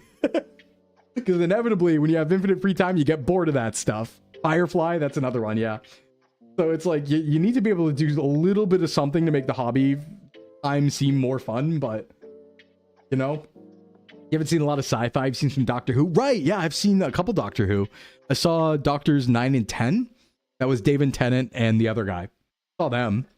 Read that as a Skli-Fi. Yeah, we're making Skli-Fi out here. Slim sci-fi. You know, you do have me thinking about the X-Files watch-alongs, though, Mint. You do have me thinking about that. I can't believe we didn't. We should keep going with that, honestly. Maybe I'll start hitting that for a couple, like, sub-only streams or something. Or sub-only watch-alongs or something. Or just put it in general. I guess there's no reason to really subgate that. Good news, everyone. Forgetting your old time means you also get to rewatch stuff you watched a long time ago. Shiba, thank you for the sub. Thank you for the tier 1, Shiba. Also, let's give a little bit of a shout out. Mint, could you give a shout out to Shiba for me? Shiba is a friend of mine who is going to be re-debuting soon. Very exciting. Very exciting. Now, keep in mind, she has not re-debuted yet. So while she is streaming, the big re-debut hasn't happened yet. So give it a couple weeks. I'm helping out a little bit too. We're cooking. But yeah, shout out to Sheebas. Shout out to Sheebs. Let's see here. You saw 9 to 12, but halfway through 12 had trouble accessing episodes. I'll do it. Oh no. Oh yes, Sheba. Oh yes. Get shouted out. Get shouted out. Get shouted out. Get shouted out. Follow now so we don't miss a re-debut. Very true. Very true.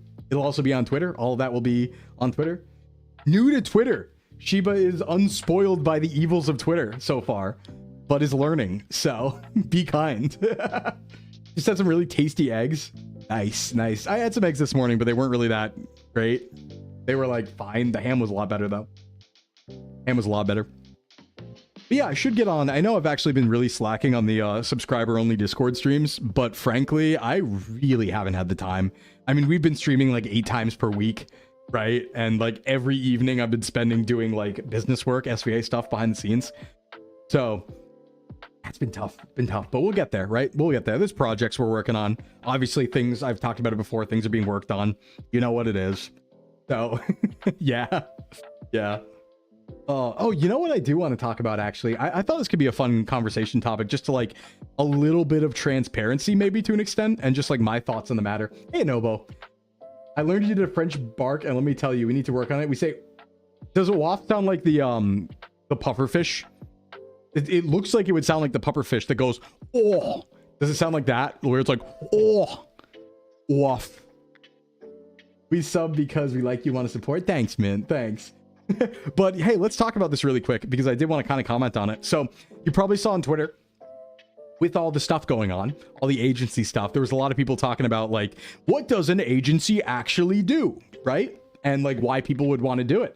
And I think there was a lot of good discussion around that. And like, I think I can talk a little bit from my perspective as part of SVA, which granted is a little different from a lot of other agencies, right? Like, I think how we handle things is very unique, but a very good type of unique.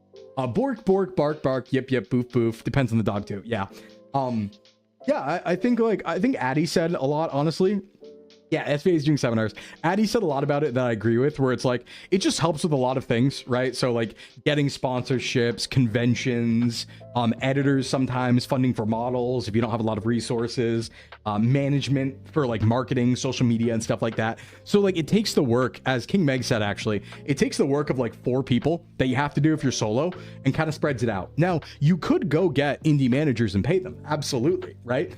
But that also requires the money to pay indie managers. Whereas if you do get into an agency, that is generally sometimes taken care of, depending on agency and stuff like that. Some artists and riggers only work with agencies. Yes, it's also much easier to do stuff as part of an agency, right? Like you'll be invited to things. It's easy to like, you're kind of like a vetted person. So there's a lot of benefits there to like joining events and stuff like that, because people have heard of you before and know you're not evil for the most part. Maybe, we'll see. But you know, you're back. Nice clips. Thanks, Duntham. But I think something too to keep in mind. Yeah, some cred. That's the word for it. I think something else to keep in mind too is like, everyone's also not good at everything, right? Like being a full-time VTuber and doing it as your career kind of requires you to have all hats on, right? You need to be good at streaming, good at editing, good at marketing, making thumbnails, what's it called? Getting sponsorships, making collabs, making big events. Like you got to be good at all this stuff. Right? All this stuff.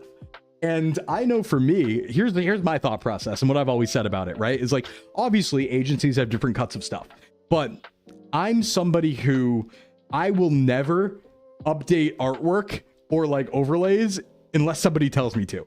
Because once I get something that works, I'll just be like, okay, it works. Cool. Let's stream. Because what I'm good at, my skill is in pressing the go live button and talking.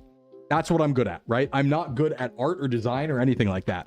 And especially when it comes to things like sponsorships or merch, where it's like, if I was left to my own devices, I would have never had merch. I would have never had sponsors because I would never have gone out of my way to go get them. And that's not saying I couldn't, I just wouldn't have. I wouldn't have been something I thought about. I would have been focused on my stream. So the fact that part of an agency, that stuff's kind of done for you, and then you just say, okay, yay, and then it happens, really nice for people who don't want to do absolutely everything, right? Like the way I like to think about it is I wouldn't, if I was indie, I would not have merch because I wouldn't go and get it, but I have merch now. So it's kind of a win always, regardless of anything else. So you're also a pretty good doctor. Yes, true. So I think there's a lot of reasons. Plus camaraderie too. Like if an agency that has like good camaraderie, like SVA, where we like hang out and stuff like that and talk all the time behind the scenes, like that's really fun too, because you have a kind of like an integrated group that you can do stuff with. So there are a lot of reasons. I think there's a lot of good reasons.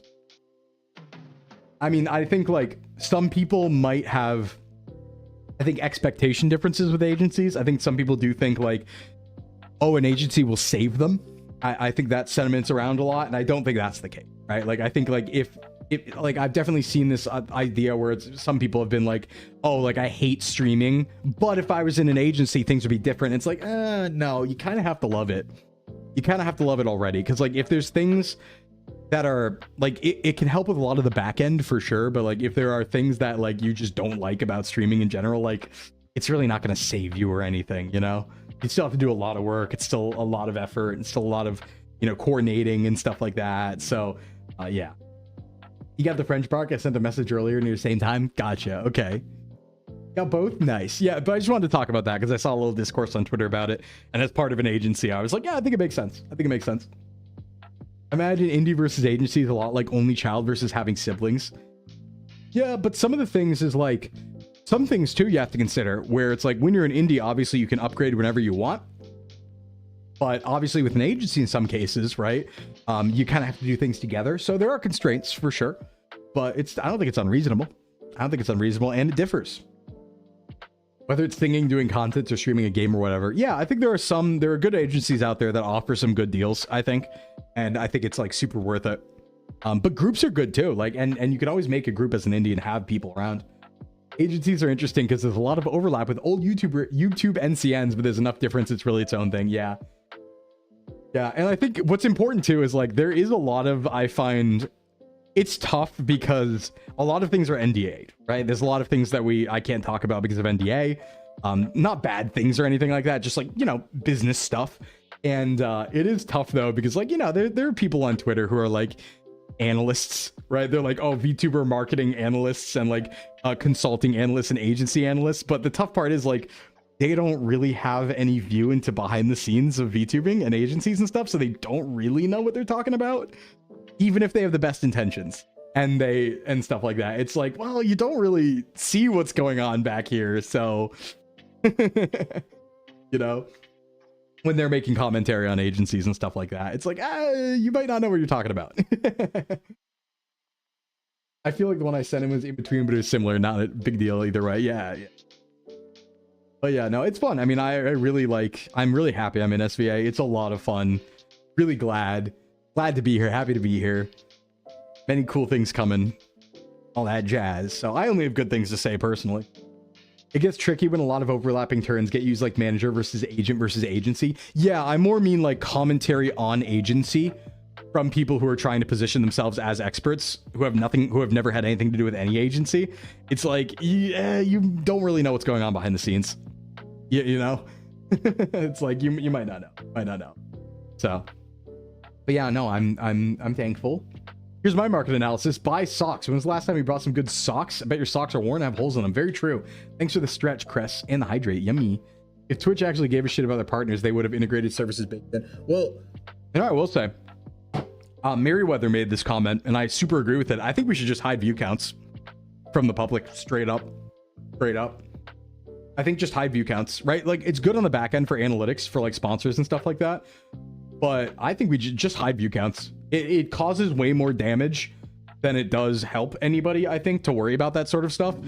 And also, like, there is a halo effect where everyone wants to go to the big stream number, right? Like, oh shit, it's the big stream number. We gotta go check that out, right? But like, if everything kind of lived on its own content and like chat and stuff like that, and the vibes of chat and the vibes of the content, that'd probably be better.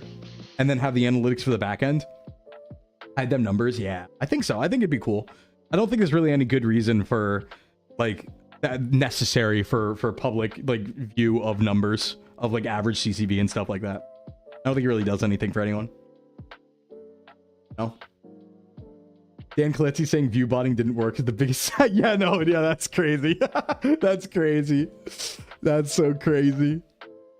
Yeah, it's a problem, but it's a wacky world. It's a wacky world, but it's fun. I mean, one thing I really like is for all the ups and downs and stuff like that, if I'm talking from the heart, for all the ups and downs, the thing I really like the most about VTubing is it's so dynamic.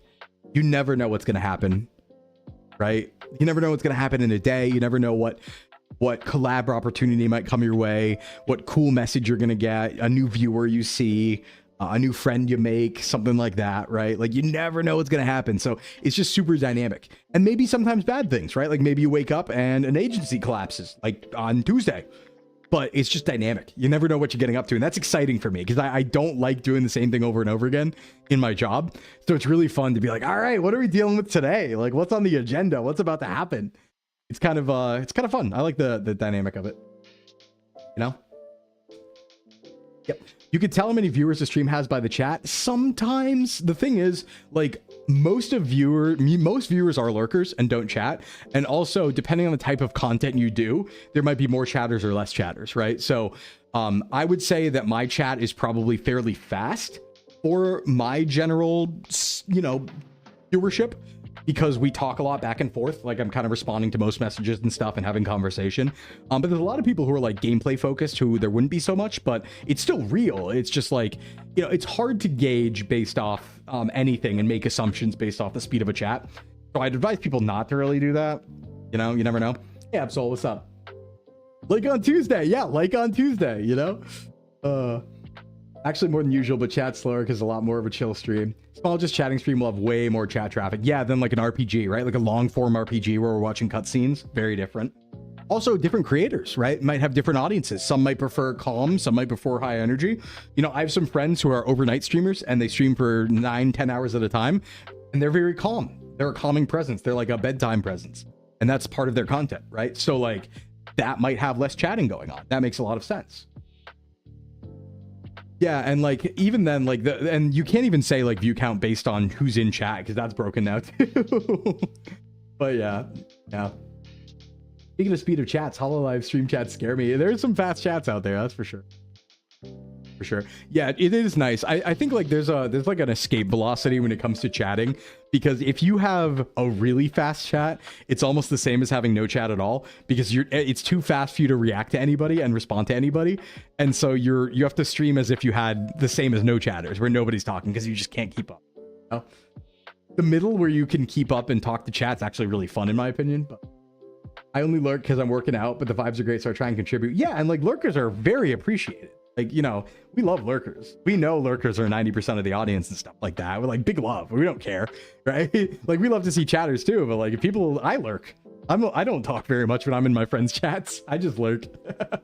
All you can do in big chat is be a react chatter. Yeah, and like, you could do like highlight message or TTS or something like that, right? Like where you submit TTS, but yeah, you can do that too.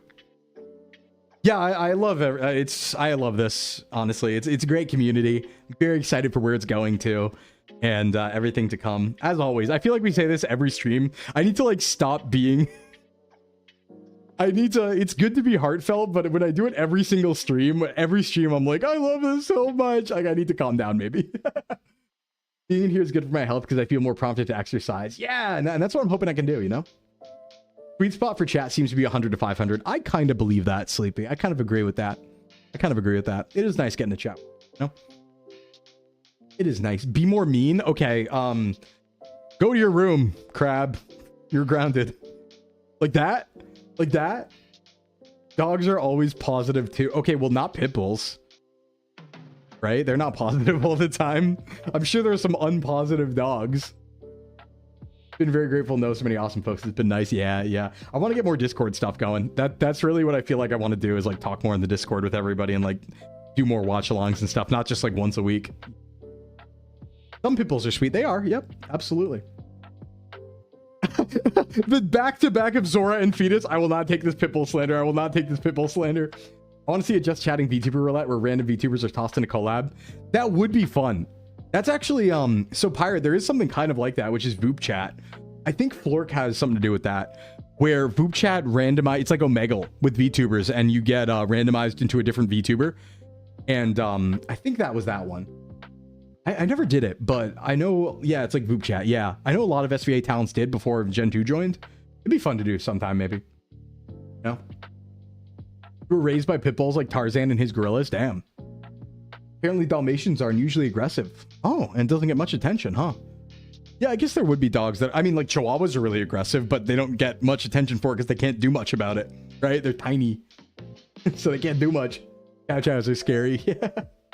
Yeah. But yeah, it's fun. It's all real fun. It's all real fun. Okay, you know what? I'm gonna end stream here. I'm gonna end a little early today. We're gonna only do a 3-hour today. As much as I like being here, I am realizing that I have 3 streams tomorrow, a stream on Saturday and a stream on Sunday. So I do want to have a little time for myself. I'm sorry. A little time for myself would be nice. So I'll end a little bit early here. Also, I kind of don't want to get started on Minecraft if I was only going to go like another hour. We'll probably play Minecraft tomorrow unless I come up with a different idea. That'll be streamed tomorrow. We might do another free day there. We'll see what happens though. Like I said, it's dynamic.